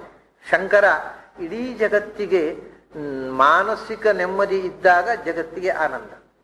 ಮನಸ್ಸು ಸಮತೋಲ ಕಳ್ಕೊಂಡ್ರೆ ತಾನು ಸುಖ ಪಡೋದಿಲ್ಲ, ಇನ್ನೊಬ್ಬರನ್ನು ಸುಖ ಪಡ್ಲಿಕ್ಕೆ ಬಿಡೋದಿಲ್ಲ. ಮನಸ್ಸಿನ ಸಮತೋಲ ಹೋಯಿತು ಅಂದರೆ ಆ ಇಂಬ್ಯಾಲೆನ್ಸ್ ಏನ್ ಮಾಡ್ತಾನೆ, ತಾನು ಸುಖ ಪಡುವುದಿಲ್ಲ. ಅಷ್ಟೇ ಅಲ್ಲ, ತನ್ನ ಸಹವಾಸಕ್ಕೆ ಬಂದವರನ್ನು ಆರಾಮಾಗಿರ್ಲಿಕ್ಕೆ ಬಿಡುವುದಿಲ್ಲ ಅಂತವ್ರು. ಒಂದೋ ಮಿಲಿಟೆಂಟ್ಸ್ ಆಗ್ತಾರೆ, ಒಂದೋ ಉಗ್ರವಾದಿಗಳಾಗ್ತಾರೆ, ಒಂದೋ ಚಿರಿಬಿರಿ, ಕೂತಲ್ಲಿ ಕೂಡ್ಲಿಕ್ಕಿಲ್ಲ, ಮಾಡಿದ್ದು ಯಾವ್ದು ಮಾಡಿದ್ರು ಕಂಪ್ಲೇಂಟು. ಕೆಲವರು ಇರ್ತಾರೆ ಮನೆಯಲ್ಲಿ ಏನು ಮಾಡಿದ್ರು ಕಂಪ್ಲೇಂಟು, ಅದು ಮಾಡಿದ್ದಾಗಲಿಲ್ಲ, ಇದು ಮಾಡಿದ್ದಾಗಲಿಲ್ಲ, ಈ ಮನೆಯಲ್ಲಿ ನಾನು ಒಬ್ಬನೇ ಸರಿಯಾಗಿ ಮಾಡುವನಿರುವುದು, ಉಳಿದವರೆಲ್ಲ ಪ್ರದಂಡ, ನಾನು ಹೋದರೆ ಈ ಮನೆ ಸರ್ವಸ್ವನಾಶ, ಹೀಗೇ ಮಾತಾಡ್ತಾ ಕೂತು. ಅವ್ರಿಗೆ ಜಗತ್ತಿನಲ್ಲಿ ತಾನು ಇರೋದ್ರಿಂದ ಎಲ್ಲ ಪರ್ಫೆಕ್ಟ್ ಆಗಿರೋದು ಅನ್ನೋ ಭ್ರಮೆ. ಇದು ರುದ್ರದೇವರು ಮಾಡಿದ ಅಭಿಶಾಪ. ಅವನ ತಲೆಯಲ್ಲಿ ನಾನೇ ಪರ್ಫೆಕ್ಟ್ ಮಾಡೋ ಅನ್ನೋ ಭ್ರಮೆ ಹುಟ್ಟಿ. ಹಾಗಾಗಿ ಮನೋಭಿಮಾನಿಯಾದ ರುದ್ರದೇವರು ಮನಸ್ಸು ಮಾಡಿದರೆ ಎಲ್ಲರೂ ಸಂತೋಷವಾಗಿ ಬದುಕಬಹುದು. ಒಬ್ಬರನ್ನೊಬ್ಬರು ದ್ವೇಷಾಸೂಯೆಗಳಿಲ್ಲದೆ ಎಲ್ಲರೊಳಗೂ ಭಗವಂತ ಇದ್ದಾನೆ ಅಂತ ತಿಳ್ಕೊಂಡು ಸಂತೋಷವಾಗಿ ಬದುಕಬಹುದು. ಅಲ್ಲ, ಒಬ್ಬರನ್ನೊಬ್ಬರು ಜಗಳ ಮಾಡಿಕೊಂಡು ಅಸೂಯೆ, ಹೊಟ್ಟೆಗಿಚ್ಚು, ಒಬ್ಬರನ್ನೊಬ್ಬರು ಚಾಡಿ ತರಳೆ ಮಾಡಿಕೊಂಡು ಮನೆಯನ್ನು ನರಕ ಮಾಡಬಹುದು, ಬದುಕನ್ನು ನರಕ ಮಾಡಬಹುದು. ನಾವು ನರಕದಲ್ಲಿ ಇರ್ಬೋದು, ನಮ್ಮ ಪಕ್ಕಕ್ಕೆ ಬಂದವ್ರನ್ನ ನರಕಕ್ಕೆ ತಳ್ಳಬಹುದು. ಇದು ಕೆಲಸ ರುದ್ರದೇವರದ್ದು. ಅದಕ್ಕೆ ಅವರು ಶಂಕರ ಅಂತ. ಅವರು ರೋದೇತಿ ರುಜಂ ದ್ರಾವಯತಿ ಚ. ಸುಖ ಕೊಡುವವರು ಈ ಎರಡು ವಿಧದಿಂದ ನಮಗೆ ಒಟ್ಟಿಗೆ ಮನಸ್ಸನ್ನು ನಿಯಂತ್ರಣಕ್ಕೆ ತಂದಾಗ ನಿಜವಾದ ಭಗವದ್ ಅನುಭೂತಿ ಕೊಡಬೇಕಾಗಿದ್ರೆ ರುದ್ರದೇವರ ಅನುಗ್ರಹ ಬೇಕು ನೋಡಿ. ಮನಸ್ಸು ಶುದ್ಧವಾಗದೆ ಧ್ಯಾನ ಇಲ್ಲ, ಧ್ಯಾನ ಇಲ್ಲದೆ ಭಗವಂತನ ಉಪಾಸನೆ ಇಲ್ಲ. ನಮಗೆ ಭಗವಂತನ ಉಪಾಸನೆಯ ದಾರಿಯಲ್ಲಿ ಕೊಂಡೋಗಿ ಆ ಸತ್ಯದ ದಾರಿಯಲ್ಲಿ ಭಗವತ್ ಸಾಕ್ಷಾತ್ಕಾರಕ್ಕೆ ಮನಸ್ಸನ್ನು ಅಣಿ ಮಾಡುವವರೇ ರುದ್ರದೇವರು. ಬಹಳ ದೊಡ್ಡ ವಸ್ತು ನಮಗೆ ಸಾಧನೆಯಲ್ಲಿ ಭಾರಿ ದೊಡ್ಡ ಉಪಕಾರ ರುದ್ರದೇವರದ್ದು. ಅದರಿಂದಲೇ ಪ್ರಪಂಚೇಚ ಪಂಚವನ್ ಮಮ ಮನಸ್ತಮಸ್ತಾಡಯ, ನನ್ನ ಮನಸ್ಸಿನಲ್ಲಿರುವ ಕತ್ತಲನ್ನು ತೆಗೆದು ಭಗವಂತನ ಕಡೆಗೆ ಹೋಗಲಿಕ್ಕೆ ನೆರವು ಮಾಡಿಕೊಡುವಂತ ರುದ್ರದೇವರನ್ನ ನಾರಾಯಣ ಪಂಡಿತಾಚಾರ್ಯರು ಪ್ರಾರ್ಥನೆ ಮಾಡಿದ್ದನ್ನು ನಾವು ನೋಡ್ತೇವೆ. ಅಂಥ ದೊಡ್ಡ ವಿಭೂತಿ ರುದ್ರಾಣಾಂ ಶಂಕರಚಾಸ್ಮಿ. ಹಾಗಾದರೆ ಈಗ ಆದಿತ್ಯ ರುದ್ರ ಬಂದ ತಕ್ಷಣ ನೆನಪಾಗುವುದು ರುದ್ರನ ಸ್ನೇಹಿತ, ಕುಬೇರ ಸ್ತ್ರಂಬಕ ಸಖಃ ಅಂತ. ರುದ್ರನ ಸ್ನೇಹಿತ ಪಕ್ಕ ನೆನಪಾಗುದು. ಯಾಕಂದ್ರೆ ಇನ್ನೊಂದು ಕಾರಣ ಇದೆ ಅದಕ್ಕೆ. ಶಿವ ನೆನಪಾದ ಕೂಡಲೇ ನಮಗೆ ಇನ್ನೊಂದು ನೆನಪಾಗುದು ಐಶಾನ್ಯ, ಶಿವನ ದಿಕ್ಕು. ಉತ್ತರ ದಿಕ್ಕಿನ ದೇವತೆ ಚಂದ್ರ, ಇವನು ಚಂದ್ರಮೌಳೀಶ್ವರ, ಚಂದ್ರ ನೆನಪಾಗ್ತಾನೆ. ಚಂದ್ರ ಬಂದಾಗಿದೆ. ನಕ್ಷತ್ರ ಶಶಿ, ನಕ್ಷತ್ರಗಳ ದೇವತೆ ಚಂದ್ರ ಹಿಂದೆ ಬಂದಾಗಿದೆ. ಆ ಉತ್ತರ ದಿಕ್ಕಿನ ಇನ್ನೊಬ್ಬ ದೇವತೆ ಅವನ ಅಕ್ಕಪಕ್ಕದ ಕುಬೇರ, ಮತ್ತು ಅವನು ತ್ರಂಬಕ ಸಖ. ಹೀಗೆ ತಕ್ಷಣ ಈಶ್ವರನ ವಿಷಯ ಬಂದ ಕೂಡಲೇ, ಮನಸ್ಸಿನ ವಿಷಯ ಬಂದ ಕೂಡಲೇ ಕುಬೇರ ವಿತ್ತಪಹ ಅಂದ್ರು. ಯಾಕೆಂದ್ರೆ ಇಬ್ಬರು ಎರಡರದ್ದು ಪೋರ್ಟ್ಫೋಲಿಯೋ ಒಂದೇ. ಅವರು ಒಳಗಿನ ವಿತ್ತದ ಒಡೆಯ, ಇವನು ಹೊರಗಿನ ವಿತ್ತದ ಒಡೆಯ. ಒಳಗಿನ ವಿತ್ತ ಅಂದ್ರೆ ಜ್ಞಾನ, ಅದು ಮನಸ್ಸಿಗೆ ಸಂಬಂಧಪಟ್ಟದ್ದು. ಒಳಗಿನ ವಿತ್ತವನ್ನು ರಕ್ಷಣೆ ಮಾಡುವವರು ರುದ್ರದೇವರು. ಹೊರಗಿನ ವಿತ್ತ ಮಟೀರಿಯಲ್ ವೆಲ್ತ್,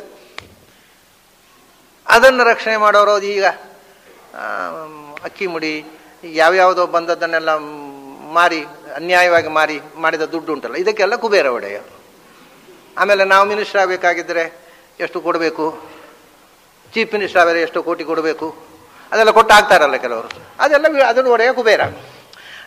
ಮತ್ತೆ ಜನರ ಅಭಿಪ್ರಾಯಕ್ಕೋಸ್ಕರ ಕೂತದ್ದು ಬಂದು ಕೂತು ಬಿಡ್ತಾವಲ್ಲ ಕುರ್ಚಿಯಲ್ಲಿ, ಎಷ್ಟೆಷ್ಟೋ ಕೋಟಿ ರೂಪಾಯಿ ಕೊಟ್ಟು ಅದನ್ನು ಕಿತ್ತುಕೊಂಡು, ಆಮೇಲೆ ಜನರು ನಮ್ಮನ್ನು ಆರಿಸಿ ಬಂದದ್ರಿಂದ ಅನಿವಾರ್ಯವಾಗಿ ನಾವು ಕೂತಿದ್ದೇವೆ ಅಂತ ಜನರ ಮುಂದೆ ಹೇಳ್ತಾರೆ ಧೈರ್ಯವಾಗಿ, ನಾಚಿಕೆ ಇಲ್ಲದೆ. ಅದು ಬಹಳ ಆಶ್ಚರ್ಯ.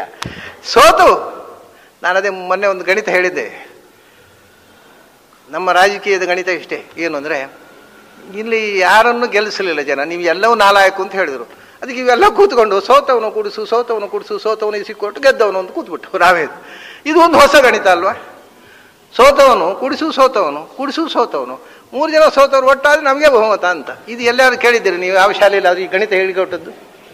ಇದು ಈಗ ನಮ್ಮ ಹುಡುಗರು ಮಾಡ್ಬೋದಲ್ವಾ? 20 ಮಾರ್ಕ್ನ ಹುಡುಗರು 3 ಜನ ಒಟ್ಟಾಗೋದು, ನಾವು ಫಸ್ಟ್ ಕ್ಲಾಸ್ ಅಂತ. ಯಾಕೆ ನಾವು 3 ಜನ ಒಟ್ಟಿಗೆ ಸೋತವನು ಕೂಡಿಸು, ಫೇಲ್ ಆದವನು ಕೂಡಿಸು, ಫೇಲ್ ಆದವನು ಕೂಡಿಸು, ಫೇಲ್ ಆದವನು is equal to first class. ಹೇಳಿದ್ರೆ ಏನು ಹೇಳ್ತಾವೆ ಇವು ರಾಜಕಾರಣಿಗಳು? ಬಾಯಿ ಉಂಟ ಇವುಗಳಿಗೆ ಮಾತಾಡಲಿಕ್ಕೆ? ಮರ್ಯಾದೆ ಇದ್ರೆ ಅಲ್ವಾ ಏನು ಮಾಡಲಿಕ್ಕೆ? ಈ ದೇಶ ಏನು ಮಾಡಿದ್ರು ಸುಮ್ಮನೆ ಕೂತ್ಕೊಳ್ತಲ್ಲ, ಯಾರು ಅಬ್ಜೆಕ್ಟ್ ಮಾಡೋದಿಲ್ಲ, ಕ್ವಶನ್ ಮಾಡೋದಿಲ್ಲಲ್ಲ. ಹೀಗಿದೆ ಪರಿಸ್ಥಿತಿ. ಹಾಗಾಗಿ ಒಳಗಿನ ಸಂಪತ್ತು, ಮನಸ್ಸಿನ ಸಂಪತ್ತು ಅಂದರೆ ವಿಸ್ಟಮ್, ಜ್ಞಾನ ಸಂಪತ್ತು. ಅದಾದ ಕೂಡಲೇ ವಿತ್ತಪ ಹೊರಗಿನ ಸಂಪತ್ತು. ಅಷ್ಟೇ ಅಲ್ಲ, ಅವನ ಮನಸ್ಸಿನ ದೇವತೆ, ಇವನು ಫಿಸಿಕ್, ದೇಹದ ದೇವತೆ, ಶರೀರದ ದೇವತೆ. ಸೊ ಮನಸ್ಸು ಮತ್ತು ಶರೀರ. ಶಿವ ಮನಸ್ಸಿನ ದೇವತೆ, ಕುಬೇರ ದೇಹದ ಈ ಭೌತಿಕ ಶರೀರ ದೇವತೆ, ಶಿವ ಜ್ಞಾನದ ದೇವತೆ, ಇವನು ಹೊರಗಿನ ಸಂಪತ್ತಿನ ದೇವತೆ. ಹಾಗಾಗಿ ಮತ್ತು ಅವರು ದೋಸ್ತಿಗಳು, ತ್ರ್ಯಂಬಕ ಸಖ ಕುಬೇರ. ಇವನು ಬಂದ ಕೂಡಲೇ ಕುಬೇರ ಬಂದ, ವಿತ್ತಪಃ.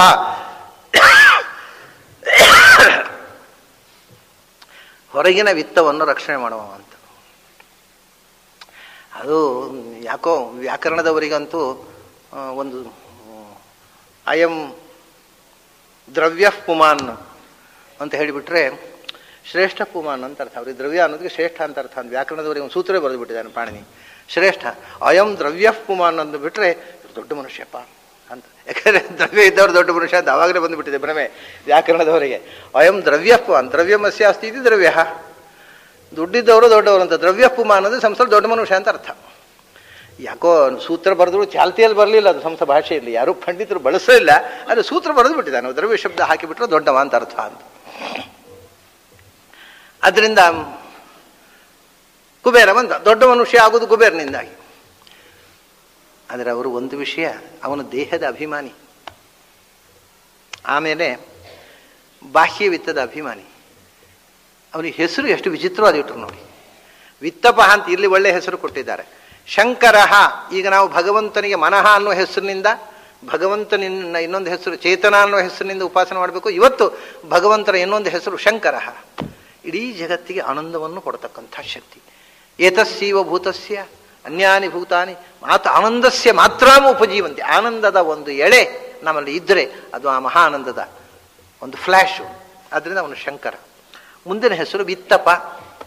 ವಿತ್ತ ನಮ್ಮಲ್ಲಿರ್ತಕ್ಕ ಯಾವ ವಿತ್ತವೂ ಇರಲಿ, ಅದು ದೈವಿ ವಿತ್ತ ಇರಲಿ, ಮಾನುಷಿ ವಿತ್ತ ಇರಲಿ, ದಿವ್ಯ ಸಂಪತ್ತಿರಲಿ, ಮನುಷ್ಯ ಸಂಪತ್ತಿರಲಿ, ಅದೆಲ್ಲವನ್ನು ಕೊಟ್ಟು ನಮ್ಮನ್ನು ರಕ್ಷಿಸುವ ಭಗವಂತ. ಅದರಿಂದ ಅವನು ವಿತ್ತಪ. ಅದು ಬಿಟ್ಟರೆ ಆ ಪೋರ್ಟ್ಫೋಲಿಯೋ ಇರೋದು ವಿತ್ತಪ. ಫೈನಾನ್ಸ್ ಮಿನಿಸ್ಟರು ಯಾರು ಅಂದರೆ ಕುಬೇರ. ಕುಬೇರ ಅಂತ ಹೆಸರು ನೋಡಿ. ದುಡ್ಡು ದೇಹದ ಅಭಿಮಾನಿ ದೇವತೆ ಅವನು, ಮತ್ತು ದುಡ್ಡಿನ ದೇವತೆ ಅವನು ಕುಬೇರ. ಬೇರ ಅಂದರೆ ಏನು ಗೊತ್ತುಂಟಾ? ಬೇರ ಅಂದರೆ ಸಂಸ್ಕೃತದಲ್ಲಿ ಬೇರಿಗೂ ಹೆಸರಿದೆ. ಬೇರು ಅಂತ ರೂಟ್ ಅಂತ ಹೇಳ್ತೇವಲ್ಲ ನಾವು ಕನ್ನಡದಲ್ಲಿ, ಅದಕ್ಕೂ ಬೇರ್ ಅಂತ ಹೇಳ್ತಾರೆ. ಆಮೇಲೆ ನಿಜವಾಗಿ ಬೇರಮ್ ಅಂದರೆ ನಮ್ಮ ಎಲ್ಲ ಧರ್ಮಾಚರಣೆಗೆ ರೂಟ್ ಆಗಿರ್ತಕ್ಕಂಥ ಈ ಶರೀರಕ್ಕೆ ಬೇರ್ ಅಂತ ಹೇಳೋದು. ಕುಬೇರ ಅಂದರೆ ಕೆಟ್ಟ ಶರೀರದವ ಅಂತ, ಅವಲಕ್ಷಣದ ದೇಹದವ ಅಂತ. ಕುಬೇರನಿಗೆ ದೇವತೆಗಳಲ್ಲೇ ಕುಬೇರನಷ್ಟು ಅವಲಕ್ಷಣದ ಶರೀರ ಇನ್ಯಾವ ದೇವತೆಗಳಿಗೂ ಇಲ್ಲ ಅಂತ ಕುಬೇರನ ಮೂರ್ತಿ ಲಕ್ಷಣ ಹೇಳುವವರು ಹೇಳ್ತಾರೆ. ಅವನಿಗೆ ನೀವು ಚಿತ್ರ ನೋಡಿರ್ಬೋದು, ಸ್ವಲ್ಪ ಈ ಚೈನೀಸು ಜಪನೀಸು ಚಿತ್ರಗಳು ಬರುತ್ತೆ, ಸ್ವಲ್ಪ ಡೊಳ್ಳು ಹೊಟ್ಟೆ, ಸ್ವಲ್ಪ ವಿಕಾರ ಮನುಷ್ಯ. ಯಾಕೆಂದ್ರೆ ವಿತ್ತಪ ನೋಡಿ, ದುಡ್ಡು ಹೆಚ್ಚಾದಗಳೇ ಮೊದಲು ದೊಡ್ಡದಾವುದು ಹೊಟ್ಟೆ. ಆದ್ರಿಂದ ಅವನು ವಿತ್ತಪ, ಡೊಳ್ಳು ಹೊಟ್ಟೆ, ಸ್ವಲ್ಪ ವಿಕೃತ. ಆದ್ರಿಂದ ವಿತ್ತಪನಿಗೂ ವಿಕೃತ ಶರೀರ, ಶರೀರ ಅಭಿಮಾನಿಯಾಗಿ ಅವನು ಸ್ವಂತ ಶರೀರ ನೆಟ್ಟಗಿಟ್ಟುಕೊಳ್ಳಿಕ್ಕಾಗಿಲ್ಲ ಅಂಥ ವಿತ್ತಪಾವ. ಬಹಳ ರೋಚಕವಾಗಿದೆ ಈ ಚಿಂತನೆಗಳೆಲ್ಲ. ಅವನು ದೇಹಾಭಿಮಾನಿ, ಆದರೆ ಕುದೇಹ. ವಿತ್ತಪ ಕುಬೇರ. ವಿತ್ತಪ ಯಕ್ಷರಕ್ಷಸಾಂ. ವಿತ್ತಪ ಕುಬೇರನ ಆಡಳಿತದಲ್ಲಿ ಇರತಕ್ಕವರು, ಅವನ ಅಧೀನವಾಗಿರತಕ್ಕವರು ಯಕ್ಷರು ಮತ್ತು ರಾಕ್ಷಸರು. ನಿಮಗೆ ಗೊತ್ತಿದೆ, ಮಹಾಭಾರತದಲ್ಲಿ ಭಾಗವತದಲ್ಲಿ ತುಂಬ ಕಥೆಗಳು ಬರುತ್ತೆ. ಧ್ರುವನ ತಮ್ಮ ಉತ್ತಮ ಅನ್ನುವನು ಕುಬೇರನ ಪರಿವಾರದ ಯಕ್ಷ ರಾಕ್ಷಸರ ಹತ್ರ ಯುದ್ಧ ಮಾಡಿ ಸತ್ತು ಹೋಗ್ತಾನೆ. ಸತ್ತು ಹೋದ ಮೇಲೆ ಧ್ರುವ ಕುಬೇರನ ಮೇಲೆ ಯುದ್ಧ ಸಾರ್ತಾನೆ. ಆಮೇಲೆ ವಿಷ್ಣು ಭಕ್ತ ಅಂತ ಧ್ರುವ ಅವನನ್ನು ಸನ್ಮಾನ ಮಾಡಿ ಕಳಿಸ್ತಾನೆ. ಯಕ್ಷನನ್ನು ಕೊಂದಕ್ಕೆ ನೀನು ಯಕ್ಷರನ್ನು ಕೊಲ್ಲಿಲ್ಲ, ಯಕ್ಷರು ನಿನ್ನ ತಮ್ಮನನ್ನು ಕೊಲ್ಲಿಲ್ಲ. ನಯಕ್ಷಾಹ ಭ್ರಾತರಂತವ, ಯಕ್ಷರು ನಿನ್ನನ್ನು ತೊಂದರೆ ಮಾಡಲಿಲ್ಲ, ನಿನ್ನ ತಮ್ಮನನ್ನು ಕೊಲ್ಲಿಲ್ಲ, ನೀನು ಯಕ್ಷರನ್ನು ಕೊಲ್ಲಿಲ್ಲ, ಮತ್ತೆ ಭಗವಂತನ ಇಚ್ಛೆ ಕೊಂದಿತು ಅಂತ ಹೇಳ್ತಾನೆ ಕುಬೇರ. ಭಗವಂತನ ಸಂಕಲ್ಪ ಗೆದ್ದಿತು. ಎಷ್ಟೋ ಜನ ನಿನ್ನ ತಮ್ಮ ಸಾಯಬೇಕು ಅನ್ನೋದು ಭಗವತ್ ಸಂಕಲ್ಪ, ಎಷ್ಟೋ ಜನ ಯಕ್ಷರು ನಿನ್ನ ಕೈಲಿ ಸಾಯಬೇಕು ಅನ್ನೋದು ಭಗವತ್ ಸಂಕಲ್ಪ. ನಡೆಯಿತು ಅಷ್ಟೇ. ನೀನು ಜವಾಬ್ದಾರ ಅಲ್ಲ, ನಾನು ಜವಾಬ್ದಾರ ಅಲ್ಲ, ನಮ್ಮ ಯಕ್ಷರು ಜವಾಬ್ದಾರರಲ್ಲ ಅಂತ ಸಂತೈಸಿ, ನಿನಗೆ ಏನು ಬೇಕು ಕೇಳು, ನೀನು ಯಕ್ಷರನ್ನು ಕೊಂದದ್ರಿಂದ ನನಗೆ ಬೇಸರ ಇಲ್ಲ, ಬೇಕಾದ ವರವನ್ನು ಕೇಳು. ಧ್ರುವ ಹೇಳ್ತಾನೆ, ನನಗೆ ಇನ್ನಷ್ಟು ವಿಷ್ಣು ಭಕ್ತಿ ಹೆಚ್ಚಾಗುವ ವರ ಕೊಡು, ಇನ್ನೇನು ಬೇಡ ಅಂತ. ಅಂಥ ವರ ಕೊಟ್ಟು ಕಳಿಸಿದ್ದ. ಇದು ಯಾಕೆ ಈ ಕಥೆ ಹೇಳಿದೆ ಅಂದರೆ, ಸಾಮಾನ್ಯವಾಗಿ ಯಕ್ಷರು ರಾಕ್ಷಸರು ಕುಬೇರನ ವಶ. ಭೀಮಸೇನ ವ್ಯಾಲಿ ಆಫ್ ಫ್ಲವರ್ಸ್, ಪುಷ್ಪಗಳ ಒಂದು ರಾಶಿ ಇರತಕ್ಕಂಥ ಜಾಗ. ಅದು ಈಗ ಪ್ರಾಯ ನಾವು ಅದನ್ನು ವ್ಯಾಲಿ ಆಫ್ ಫ್ಲವರ್ಸ್ ಅಂತ ಕರಿಬಹುದು. ಅಲ್ಲಿ ಬೇಕಾಷ್ಟು ಪುಷ್ಪಗಳಿದೆ. ಸೌಗಂಧಿಕ ಪುಷ್ಪ ತರುವುದಕ್ಕೋಸ್ಕರ ಭೀಮಸೇನ ಹೋದಾಗ ಅಲ್ಲಿ ಯಕ್ಷರಾಕ್ಷಸರು ತಡೆದರು. ಅದು ಕುಬೇರನ ಆಡಳಿತಕ್ಕೆ ಒಳಪಟ್ಟಿದ್ದು. ಯಕ್ಷರಾಕ್ಷಸರು ತಡೆದರು. ಅವ್ರನ್ನೆಲ್ಲರನ್ನ ಭೀಮಸೇನ ಕೊಂದ. ಅಲ್ಲಿರತಕ್ಕಂಥ ಯಕ್ಷರು ರಾಕ್ಷಸರನ್ನ ಭೀಮಸೇನ ಸಂಹಾರ ಮಾಡಿ ಉಳಿದವರು ಹೆದರಿ ಓಡಿದರು. ದುರ್ಯೋಧನ ಇವನಿಗೆ ಮುಂದೆ ಕುಬೇರನಿಗೆ ದೂರು ಕೊಟ್ಟರು, ಇವನು ಬಂದ್ಬಿಟ್ಟ. ಹೀಗೆ ಯಕ್ಷರಾಕ್ಷಸರ ಯುದ್ಧ ಭೀಮಸೇನನ ಜೊತೆಗೆ ಆದದ್ದು ಅಥವಾ ಧ್ರುವನ ಕಥೆಯಲ್ಲಿ ತುಂಬ ಕಡೆ ಪುರಾಣದಲ್ಲಿ ಬರುತ್ತೆ. ಅವಾಗೆಲ್ಲ ಅವರ ನಿಯಂತ್ರಣ ಮಾಡಿದವ. ಇಲ್ಲಿಯೂ ಅಷ್ಟೇ, ಭೀಮಸೇನ ಯುದ್ಧ ಮಾಡಿದ ಆ ಕಡೆಗೆ ಸಮಾಧಾನ ಮಾಡಲಿಕ್ಕೆ ಬರುವವನು ಕುಬೇರನೇ. ಯಕ್ಷರು ರಾಕ್ಷಸರು ಅಂತ ಅಂದರೆ, ಯಕ್ಷರು ಅಂದರೆ ವಿಚಿತ್ರ ಶಬ್ದ. ಆ ಶಬ್ದದ ಅರ್ಥ ನೀವು ತಿಳ್ಕೋಬೇಕು. ಯಕ್ಷರು ಅಂದರೆ ಒಂಥರ ಯಕ್ಷ ಭಕ್ಷಣೆ ಅಂತ.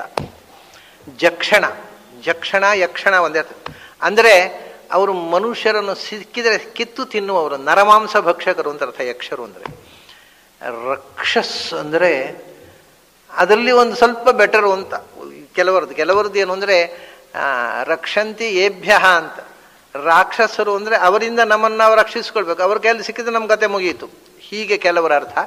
ಕೆಲವರು ತಿನ್ನುವುದಕ್ಕೆ ನರಮಾಂಸ ಸಿಕ್ಕಿದಾಗ, ಒಬ್ಬ ಮನುಷ್ಯ ಸಿಕ್ಕಿದಾಗ ಕೆಲವರು ಭಕ್ಷಣೆ ಮಾಡಿದ್ರಂತೆ. ಭಕ್ಷಣೆ ಮಾಡಿದವರು ಯಕ್ಷರಾದರು. ಇರ್ಲಿ ಪಾಪ ಬದುಕೊಳ್ಳಿ ಅಂತ ರಕ್ಷಣೆ ಮಾಡಿದವರು ರಾಕ್ಷಸರಾದ್ರು ಅಂತ. ಅಲ್ಲಿ ನರಮಾಂಸ ಭಕ್ಷಕರಲ್ಲಿ ಸ್ವಲ್ಪ ಕರುಣೆ ಇದ್ದವರು ರಾಕ್ಷಸರು, ನಿರ್ದಯವಾಗಿ ನರಮಾಂಸ ಭಕ್ಷಕರು ಅಂತ ಇನ್ನು ಕೆಲವರು ನಿರ್ವಚನ ಬರೀತಾರೆ. ಏನೇ ಇರಲಿ ಅದೊಂದು ಗುಂಪು. ಅವರು ಉಗ್ರರು, ಒಂದು ಥರದ ದುಷ್ಟಶಕ್ತಿಗಳು, ಕುಬೇರನ ನಿಯಂತ್ರಣದಲ್ಲಿ ಇರುವ ದುಷ್ಟಶಕ್ತಿಗಳು. ನಾವು ಜಪ ಮಾಡುವಾಗ ಅಪಸರ್ಪಂತು ತೇ ಭೂತಾಃ ಯೇ ಭೂತಾ ಭುವಿ ಸಂಸ್ಥಿತಾಃ ಏ ಭೂತಾ ಅಂತರಿಕ್ಷಸ್ಥಾಃ ಏ ಭೂತಾ ದಿವಿ ಸಂಸ್ಥಿತಾಃ ಅಂತ ಹೋಗಲಿ ಅಂತ ಹೇಳ್ತೇವಲ್ಲ, ಅವೆಲ್ಲ ನಮಗೆ ವಿಘ್ನ ಮಾಡಲಿಕ್ಕೋಸ್ಕರ ಇರುವ ದುಷ್ಟಶಕ್ತಿಗಳು ವಾತಾವರಣದಲ್ಲಿ. ಅದರ ನಿಯಾಮಕ ಇದು. ಈ ಭೂತ ಪ್ರೇತಗಳ ನಿಯಮನ ಒಂದು ರುದ್ರದೇವರ ಕೈಯಲ್ಲಿ, ಒಂದು ಕುಬೇರನ ಕೈಯಲ್ಲಿ, ಅಲ್ಲೇ ಆ ಕಡೆ ಇರೋರು.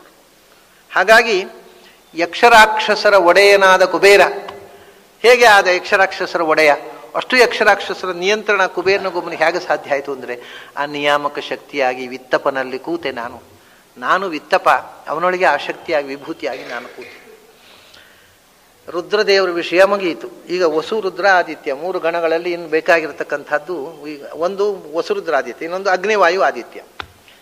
ಯಜ್ಞದಲ್ಲಿ ಬೆಳಗಿನ ಸಾಯಂಕಾಲ ಮಧ್ಯಾಹ್ನದ ವಸುರುದ್ರ ಆದಿತ್ಯ ಆಯಿತು. ಮತ್ತೆ ಅಗ್ನಿವಾಯು, ಭೂಸ್ಥಾನದಲ್ಲಿ ಪ್ರತೀಕ ಅಗ್ನಿ, ಭಗವಂತನ ಆರಾಧನೆಗೆ. ಅಂತರಿಕ್ಷದಲ್ಲಿ ವಾಯು, ಸ್ವರ್ಗದಲ್ಲಿ ಆದಿತ್ಯ. ಅಗ್ನಿವಾಯು ಆದಿತ್ಯ ಆಯಿತು, ವಾಯು ಆಯಿತು, ಇನ್ನು ಹೇಳಬೇಕಾದ್ದು ಅಗ್ನಿ. ಆದಿತ್ಯರಾಯಿತು, ರುದ್ರಾಯಿತು, ಇನ್ನು ಹೇಳಬೇಕಾದ್ದು ವಸುಗಳು. ಹೀಗೆ ವಸುಗಣದ ಉಲ್ಲೇಖ ಮಾಡಬೇಕು, ಅಗ್ನಿಯ ಉಲ್ಲೇಖ ಆಗಬೇಕೀಗ.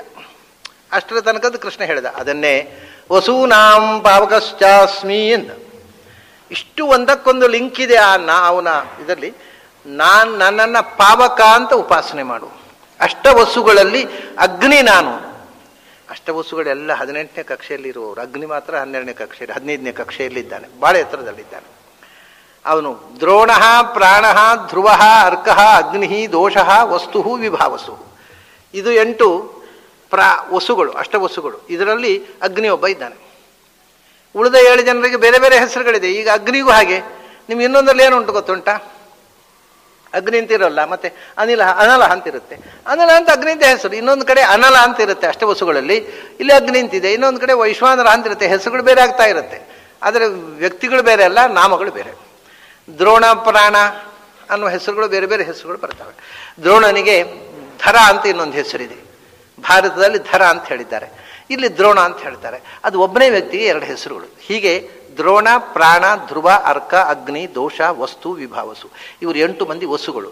ಇವರು ಅಷ್ಟವಸುಗಳೇ ಪ್ರಾತಃ ಕಾಲದ ಅಷ್ಟಾಕ್ಷರ ಮಂತ್ರದಿಂದ ಗಾಯತ್ರಿ ಛಂದಸ್ಸಿನಿಂದ ಆರಾಧನೆ ಮಾಡುವ ಯಜನ ಪ್ರಾತಃ ಸವನ ಉಂಟಲ್ಲ, ಅದರ ದೇವತೆಗಳು. ಹಾಗೇನೆ ಅಗ್ನಿ ವಾಯು ಆದಿತ್ಯ, ಅದರ ಭೂಸ್ಥಾನದಲ್ಲಿ ಉಪಾಸನೆ ಮಾಡಬೇಕಾದಂತಹ ಭಗವಂತನ ಪ್ರತೀಕ ಅಗ್ನಿ. ನಾವು ಅಗ್ನಿಯಲ್ಲೇ ತಾನೇ ಪೂಜೆ ಮಾಡೋದು. ಆ ದೃಷ್ಟಿಯಿಂದಲೂ ಅಗ್ನಿ ಬರಬೇಕು. ವಸುಗಳ ಉಲ್ಲೇಖ 2 ವಿಧದಿಂದಲೂ ಈಗ ಅಗ್ನಿ ರುದ್ರ ಆಯಿತು, ಆದಿತ್ಯ ಆದ್ಮೇಲೆ ಬರಬೇಕಾದವ. ವಸೂನಾಂ ಪಾವಕಶ್ಚಾಸ್ಮಿ. ವಸುಗಳಲ್ಲಿ ಅಗ್ನಿ ಎನ್ನುವವನು ಉಳಿದ 7 ಮಂದಿಗಿಂತ ಎತ್ತರದಲ್ಲಿ ಹೇಗೆ ನಿಂತ. ಈಗ ಸನಕ ಸನಂದನ ಸನಾತನ ಸನತ್ಕುಮಾರ್ 4 ಜನರು ಒಟ್ಟಿಗೆ ಸೃಷ್ಟಿಯಾದವರು. ಆದರೆ ಸನಕ ಸನಂದನ ಸನಾತನರು ಎಲ್ಲೋ ಇದ್ದಾರೆ, ಕೆಳಗೆ 18 ಮೆಟ್ಲಿಗೆ ಅಳಗಿದ್ದಾರೆ. ಇವನು ಸನತ್ಕುಮಾರ ಇಂದನು 8ನೇ ಮೆಟ್ಲಲ್ಲಿದ್ದಾನೆ. ಇದ್ದಕ್ಕಿದ್ದ ಹಾಗೆ ಅವನಿಗೆ ಅಷ್ಟು ಅಪ್ಲಿಫ್ಟ್ಮೆಂಟ್ ಹೇಗೆ ಬಂತು? ಆ ಜೀವವನ್ನು ಸೃಷ್ಟಿ ಯೋಗ್ಯತೆ ಅದು. ಅಲ್ಲಿ ಅಷ್ಟು ಎತ್ತರದಲ್ಲಿ ಅಲ್ಲಿ ವಿಶಿಷ್ಟವಾದ ಸನ್ನಿಧಾನ ಭಗವಂತನದು. ಏನು? ಸನತ್ಕುಮಾರ ನಾಮಕನಾದ ಭಗವಂತನ ಒಂದು ರೂಪವೇ ಸನತ್ಕುಮಾರನಲ್ಲಿ ಸನ್ನಿಹಿತವಾಗಿದೆ. ಹಾಗೆ ಸನಕ ಸನಂದನ ಸನಾತನಲ್ಲಿ. ಈಗ ನಿಮಗೊಂದು ದೃಷ್ಟಾಂತ ಕೊಡುವುದಿದ್ರೆ, ಪಾಂಡವನಾಂ ಧನಂಜಯ ಅಂತ ಬರುತ್ತಲ್ಲ, ಏನು ವಿಶೇಷ? ಭೀಮಸೇನ ಅಂತ ಹೇಳಬೇಕಿತ್ತಲ್ವ ಅಂತ ಕೆಲವರದು. ಏನ್ರಿ ಕೃಷ್ಣ ಪಾಂಡವನಾಂ ಧನಂಜಯ ಅಂತ ಹೇಳಿಬಿಟ್ಟ, ನಮ್ಮ ಭೀಮಸೇನರನ್ನು ಹೇಳಲೇ ಇಲ್ಲ ಅಂತ ಭೀಮಸೇನಾಚಾರ್ಯ ಬೇಜಾರು. ನಮ್ಮ ಭೀಮಸೇನ ಹೆಸರೇ ಹೇಳಲಿಲ್ಲ, ಏನು ಕಥೆ ಅಂತ. ಇನ್ನೂ ಕೆಲವ್ರದ್ದು ಆಕ್ಷೇಪ ಏನು ಗೊತ್ತುಂಟಾ? ಇದೂ ಅಲ್ಲ, ಈ ಕೃಷ್ಣ ಉಪದೇಶ ಮಾಡಿದಲ್ವ, ಉಪದೇಶ ಮಾಡುವಾಗ ಅರ್ಜುನನಿಗೆ ಯಾಕೆ ಉಪದೇಶ ಮಾಡಿದ್ದು? ಭೀಮಸೇನ ದೇವರು ಇರುವಾಗ, ಅಂಥ ಯೋಗ್ಯ ಅಧಿಕಾರಿಗಳಿರುವಾಗ ಅವರನ್ನು ಬಿಟ್ಟು ಅರ್ಜುನಿಗೆ ಯಾಕೆ ಹೇಳಿತ್ತು ಅಂತ ನಾನು ಹೇಳಿದೆ. ಸ್ವಾಮಿ, ಇದು ಇಷ್ಟು ದೊಡ್ಡ ಪ್ರಶ್ನೆ ಮಾಡಬಾರ್ದು ನೀವು. ಯಾಕೆಂದರೆ ಏನೋ ನಿಮ್ಮ ಸ್ವಲ್ಪ ಬುದ್ಧಿ ಇದೆ ಅಂತ ತಿಳ್ಕೊಂಡಿರ್ತೇವೆ ನಾವು ಕೇಳೋರಿಗೆ. ಇಷ್ಟು ದೊಡ್ಡ ಪ್ರಶ್ನೆ ಮಾಡಿ ನಮಗೆ ಡಿಸಪಾಯಿಂಟ್ಮೆಂಟ್ ಆಗಿಬಿಡುತ್ತೆ. ಯಾಕೆಂದರೆ ಯಾರು ದೊಡ್ಡರೋ ಅವರು ಪ್ರಶ್ನೆ ಹಾಕ್ತಾರೆ, ಯಾರಿಗೆ ಗೊತ್ತಿಲ್ಲ ಅವರಿಗೆ ಉತ್ತರ ಕೊಡೋದು.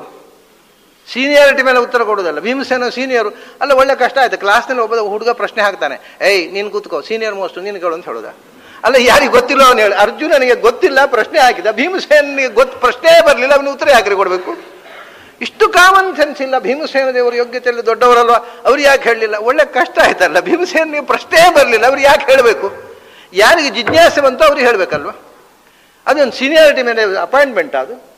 ಅಥವಾ ಅವನಿಗೆ ಬಂದು ಭೀಮಸೇನ ದೇವರು ನಾ ಯುದ್ಧ ಮಾಡೋಲ್ಲ ಅಂತ ಅರ್ಜುನಿಗೆ ಗೊಂದಲ ಆಗಿದ್ದರೆ ಭೀಮಸೇನಿಗೆ ಹೇಳಬೇಕು. ಭೀಮಸೇನಿಗೆ ಗೊಂದಲವೇ ಆಗಲಿಲ್ಲ, ಅವನು ಕ್ಲಿಯರಾಗಿ ಯುದ್ಧ ಮಾಡ್ತಾ ಇದ್ದ. ಎಷ್ಟು ವಿಚಿತ್ರ ಅಂತಂದ್ರೆ, ಭೀಮಸೇನನ ಮಗ ಘಟೋತ್ಕಜ ಮೊಮ್ಮಗ ನಿಷ್ಠ್ಯ ಸತ್ತಾಗ ಹತ್ತದ್ದು ಅರ್ಜುನ ಹೊರತು ಭೀಮಸೇನ ಅಲ್ಲ. ನೀವು ನೋಡಿ ಮಹಾಭಾರತದಲ್ಲಿ ಒಂದು ಕರ್ತವ್ಯ ಕೇಳಿದ ಮೇಲೆ ನಿರ್ವಂಚನೆಯಿಂದ ಮಾಡ್ತಾವ. ತನ್ನ ಮಕ್ಕಳು ಸತ್ತಾಗ ಅವನು ಅಳ್ಳಿಲ್ಲ. ಯಾಕೆಂದ್ರೆ ನನಗೆ ಅಳೋ ರೈಟ್ ಇಲ್ಲಪ್ಪ. ಯಾಕೆ? ನನ್ನ ಶತ್ರುವಿನ ಮಕ್ಕಳು ಸತ್ತಾಗ ನಾನು ಅಳ್ಳಿಲ್ಲ, ನನ್ನ ಮಕ್ಕಳು ಸತ್ತಾಗ ನಾನು ಅಳಬಾರ್ದು ಅಂತ. ಅದು ಅರ್ಜುನ ಆಗಲ್ಲ. ಶತ್ರುವಿನ ಮಕ್ಕಳು ಸತ್ತಾಗ ಖುಷಿ ಪಟ್ಟ, ತನ್ನ ಮಕ್ಕಳು ಸತ್ತಾಗ ಓ ಅಂತ ಹೋಗಿದ. ಅದಕ್ಕೆ ಅವನಿಗೆ ಉಪದೇಶದ ಅಗತ್ಯ ಬಂತು. ಸೊ ಯಾರಿಗೆ ಗೊಂದಲ ಉಂಟು ಅವರಿಗೆ ಉಪದೇಶ ಮಾಡಬೇಕಾ? ಸೀನಿಯಾರಿಟಿ ಮೇಲೆ ಭೀಮಸೇನ ಯಾಕೆ ಮಾಡಲಿಲ್ಲ? ಅಲ್ಲ, ಇಂಥ ಪ್ರಶ್ನೆ ಹಾಕುವುದೇ ದಡ್ಡತನ ಅಲ್ವಾ? ಆಮೇಲೆ ಭೀಮಸೇನ ಆಯ್ತು, ಹೇಳುವಾಗಲೂ ಅರ್ಜುನ ಹೇಳಿಲ್ಲ ಅಂತ. ವಿಶೇಷ ಏನು ಗೊತ್ತುಂಟ? ಪಂಚ ಪಾಂಡವರಲ್ಲಿಯೂ ಭಗವಂತನ ಸನ್ನಿಧಾನ ಉಂಟು, ಅದೊಂದು ವಿಶೇಷ. ಅಷ್ಟ ಅಲ್ಲದೆ ಅರ್ಜುನನಲ್ಲಿ ಒಂದು ವಿಶೇಷ ಸನ್ನಿಧಾನ ಉಂಟು, ಅದು ವಿಶೇಷ. ಅದು ಆ ಅವತಾರದಲ್ಲಿ ಅರ್ಜುನನ ಉದ್ಧಾರಕ್ಕೋಸ್ಕರ ಒಂದು ವಿಶೇಷ ಸನ್ನಿಧಾನ, ಅದು ಉಳಿದ ಪಾಂಡವರಲ್ಲಿ ಇಲ್ಲ. ಅದಕ್ಕೋಸ್ಕರ ಪಾಂಡವನಾಂ ಧನಂಜಯ ಅಂತ. ನಾನು ವಿಶೇಷ ವಿಭೂತಿ ರೂಪದಿಂದ ಅರ್ಜುನನಲ್ಲಿ ಸನ್ನಿಹಿತನಾಗಿದ್ದೇನೆ. ಆ ನರನಾಮಕ ರೂಪ, ಅರ್ಜುನನಲ್ಲಿ ಇಂದ್ರಾವಿಷ್ಟವಾದ ಒಂದು ರೂಪ ಇದೆ, ನರನಾಮಕವಾದ ಒಂದು ವಿಶೇಷ ರೂಪ ಇದೆ. ಅದು ಅರ್ಜುನಲ್ಲಿ ಮಾತಾಡೋದು, ಧರ್ಮರಾಜನಲ್ಲಿ, ಭೀಮನಲ್ಲಿ, ನಕುಲ ಸಹದೇವರಲ್ಲಿ ಇಲ್ಲ. ಅದಕ್ಕೋಸ್ಕರ ಪಾಂಡವನಾಂ ಧನಂಜಯ ಅಂತ ಹೇಳ್ತಾರೆ. ಇದೆಲ್ಲ ಹಾಗೇನೆ ಒಂದೊಂದು ಸಂದರ್ಭದಲ್ಲಿ ಒಂದೊಂದು ವಿಶೇಷ ಅರ್ಥವನ್ನು ಇಟ್ಟುಕೊಂಡು ಆ ವೈಶಿಷ್ಟ್ಯ ಇಲ್ಲಿ ಹಾಗೆ. ಅರ್ಜುನ ಶ್ರೇಷ್ಠ, ಸನಕ ಸನಂದನ ಸನಾತನ ಇವ್ರು 4 3 ಮಂದಿ ಎಲ್ಲೋ ಕೆಳಗೆ 18 ಕಕ್ಷೆಯಿಂದ ಕೆಳಗಿದ್ದಾರೆ. ಇವನು 8ನೇ ಕಕ್ಷೆಯಲ್ಲಿ ನಿಂತ ಸನತ್ಕುಮಾರ. ಸನತ್ಕುಮಾರ ನಾಮಕವಾದ ವಿಶೇಷ ರೂಪ ಅವನಲ್ಲಿ. ಸ್ವಯಂ ಭಗವಂತನದ್ದೇ ಸನತ್ಕುಮಾರ ಅಂತ ಒಂದು ಅವತಾರ ಇದೆ. ಸನತ್ಕುಮಾರ ಅಂತ ಭಗವಂತನ ಮಗನದ್ದು ಒಂದು ಅವತಾರ ಇದೆ. ಸನತ್ಕುಮಾರ ಅಂದರೆ ಬಹಳ ವಿಚಿತ್ರ, ಅವನು ಭಾರಿ ಭಾಗ್ಯಶಾಲಿ ನೋಡಿ. ಅವನು ಸ್ಕಂದ ಅಂತ, ರುದ್ರಪುತ್ರನಾಗಿ ಅವನೇ ಸ್ಕಂದ, ವಿಷ್ಣು ಪುತ್ರನಾಗಿ ಅವನೇ ಪ್ರದ್ಯುಮ್ನ, ಬ್ರಹ್ಮಪುತ್ರನಾಗಿ ಅವನೇ ಸನತ್ಕುಮಾರ. 3 ತ್ರಿಮೂರ್ತಿಗಳಲ್ಲಿಯೂ ಮಗನಾಗಿ ಹುಟ್ಟುವ ಭಾಗ್ಯ ಪಡೆದ ಮಹಾದೇವತೆ ಅವನು ಸನತ್ಕುಮಾರ. ಸ್ಕಂದ, ಪ್ರದ್ಯುಮ್ನ, ಅವನಲ್ಲಿ ಸನತ್ಕುಮಾರ ನಾಮಕ ಭಗವಂತನ ವಿಶೇಷ ಅವತಾರ, ಅವನ ಆವೇಶ. ಹಾಗಾಗಿ ಅದೇ ಥರ ಇಲ್ಲಿ ಪಾವಕ ಇಡೀ ಜಗತ್ತನ್ನು ಪಾವನಗೊಳಿಸತಕ್ಕಂಥ ಶಕ್ತಿಯಾಗಿ ನಾನು ಅಗ್ನಿಯಲ್ಲಿ ತುಂಬಿದ್ದೇನೆ. ಆದ್ದರಿಂದ ಅಷ್ಟವಸುಗಳಲ್ಲಿ ಅಗ್ನಿ ದೊಡ್ಡವನಾಗ್ಬಿಟ್ಟ. ನನ್ನ ಮುಖ್ಯ ಭೂಮಿಯಲ್ಲಿ ನನ್ನ ಆರಾಧನೆಗೆ ಮುಖ್ಯ ಪ್ರತೀಕ ಅವನು. ಯಾಕೆಂದರೆ ಅವನು ಪಾವಕ. ಹೌದಲ್ಲ? ವಿಷಯ ಏನು ಗೊತ್ತುಂಟ? ಈ ಪಾವಕ ಅನ್ನೋ ಶಬ್ದವನ್ನು ಬಳಸಿದ್ರಿಂದ ಕೃಷ್ಣ ಸೂಚಿಸುವಂತ ನಾವು ದೇವರನ್ನ ಅಗ್ನಿಯಲ್ಲೇ ಯಾಕೆ ಉಪಾಸನೆ ಮಾಡಬೇಕು? ಯಾಕೆಂದ್ರೆ ದೇವರು ಅಂದ್ರೆ ಏನು ಕಾನ್ಸೆಪ್ಟ್ ನಮ್ಮದು? ಒಂದು, ಅದು ಜ್ಯೋತಿಷಾಂ ಜ್ಯೋತಿ. ಎರಡನೇದ್ದು, ಅದು ಪವಿತ್ರಾಣಾಂ ಪವಿತ್ರಂ ಯಹ ಮಂಗಲಾನಾಂಚ ಮಂಗಲಂ. ಅದು ಎಲ್ಲವನ್ನೂ ಪಾವನಗೊಳಿಸುವ ಶಕ್ತಿ ದೇವರು ಅಂದರೆ. ನಮಗೆ ಹಾಗಾದರೆ ಲೋಕದಲ್ಲಿ ಇರುವ ಯಾವ ವಸ್ತು ಆಗಬಹುದು? ಮಣ್ಣು ಉಪಯೋಗ ಇಲ್ಲ. ಯಾಕೆಂದರೆ ಮಣ್ಣು ಪಾವನಗೊಳಿಸೋದಲ್ಲ, ಕೊಳಕು ಮಾಡುವಂಥದ್ದು. ನೀವು ಕೈ ಹಾಕಿದರೆ ಕೈಯೆಲ್ಲ ಕೆಸರೆ, ಮಣ್ಣು ಅಲ್ಲ. ಹಾಗಾದರೆ ಮಣ್ಣು ಕೆಸರಾದರೂ ಕೂಡ ನೀರು ಹಾಕಿದರೆ ಅದು ಕ್ಲೀನ್ ಆಗತ್ತೆ. ನೀರು ಪಾವಕ ಅಂತ ಹೇಳೋಣ, ಅದು ಅಲ್ರಿ. ಹೌದು, ಕೆಸರಿಗೆ ನೀರು ಹಾಕಿದರೆ ಕೈ ಸ್ವಚ್ಛ ಆಗತ್ತೆ, ಆದರೆ ನೀರಿಗೆ ಕೆಸರು ಹಾಕಿದ್ರೆ ನೀರು ಕೆಸರೇ ಆಗೋದು.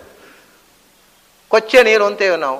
ಮಳೆಗಾಲದಲ್ಲಿ ನೀರು ಹರ್ಕೊಂಡು ಹೋದಾಗ ಕೆಸರನ್ನೆಲ್ಲ ಕೊಚ್ಚಿಬಿಡು. ನೀರು ಕೊಚ್ಚೆ, ನೀರು ಸ್ವಚ್ಛ ಅಲ್ಲ, ನೀರು ಕೊಳಕೆ. ಹಾಗಾದರೆ ಯಾವುದು? ಮಣ್ಣಲ್ಲ, ನೀರಲ್ಲ. ಮತ್ತೆ ಗಾಳಿ ಆಕಾಶ ಅದು ಕಣ್ಣಿಗೆ ಕಾಣೋದು. ನಮ್ಮ ಪ್ರತೀಕದಲ್ಲಿ ಸ್ವಚ್ಛವಾದ ಪ್ರತೀಕ ಯಾವುದು? ಗಾಳಿ ಆಕಾಶ ಪ್ರತೀಕವೇ ಆಗೋದಿಲ್ಲ. ಪ್ರತೀಕ ಆಗಬಹುದಾದಿರುವುದು 3: ಮಣ್ಣು, ನೀರು, ಬೆಂಕಿ. ಮಣ್ಣು ಸ್ವಚ್ಛ ಅಲ್ಲ, ಕೊಳಕು. ನೀರು ಸ್ವಚ್ಛ ಅಲ್ಲ, ಕೊಳಕಾಗತ್ತೆ. ಬೆಂಕಿ ಕೊಳಕಾಗೋದಿಲ್ಲ. ಅದು ಒಂದೇ ಪವಿತ್ರ. ನಮಗೆ ಕಣ್ಣಿಗೆ ಕಾಣುವ ವಸ್ತುವಿನ ಭಗವಂತನ ಪ್ರತೀಕದ ಅನುಸಂಧಾನಕ್ಕೆ ಅರ್ಹತೆ ಇರತಕ್ಕ ಪಾವಕ. ಎಲ್ಲವನ್ನು ಕ್ಲೀನ್. ಏನು, ನೀವು ಮಲವನ್ನು ಹಾಕಿ, ಸುಟ್ಟು ಬೂದಿ ನಿರ್ಮಲ. ಆಮೇಲೆ ಅದು ಮಲ ಅಂತ ದೂರ, ಅದು ಯಾರು ಮತ್ತೆ ಮಲ ಅಂತ ಅದನ್ನು ಅಸಹ್ಯ ಪಡುವುದಿಲ್ಲ. ಬೆಂಕಿಯಲ್ಲಿ ಸುಟ್ಟು ಹೋದರೆ ಅದು ವಿಭೂತಿ ಕಡೆಗೆ ಹಚ್ಚಿಕೊಳ್ಳುವುದೇ,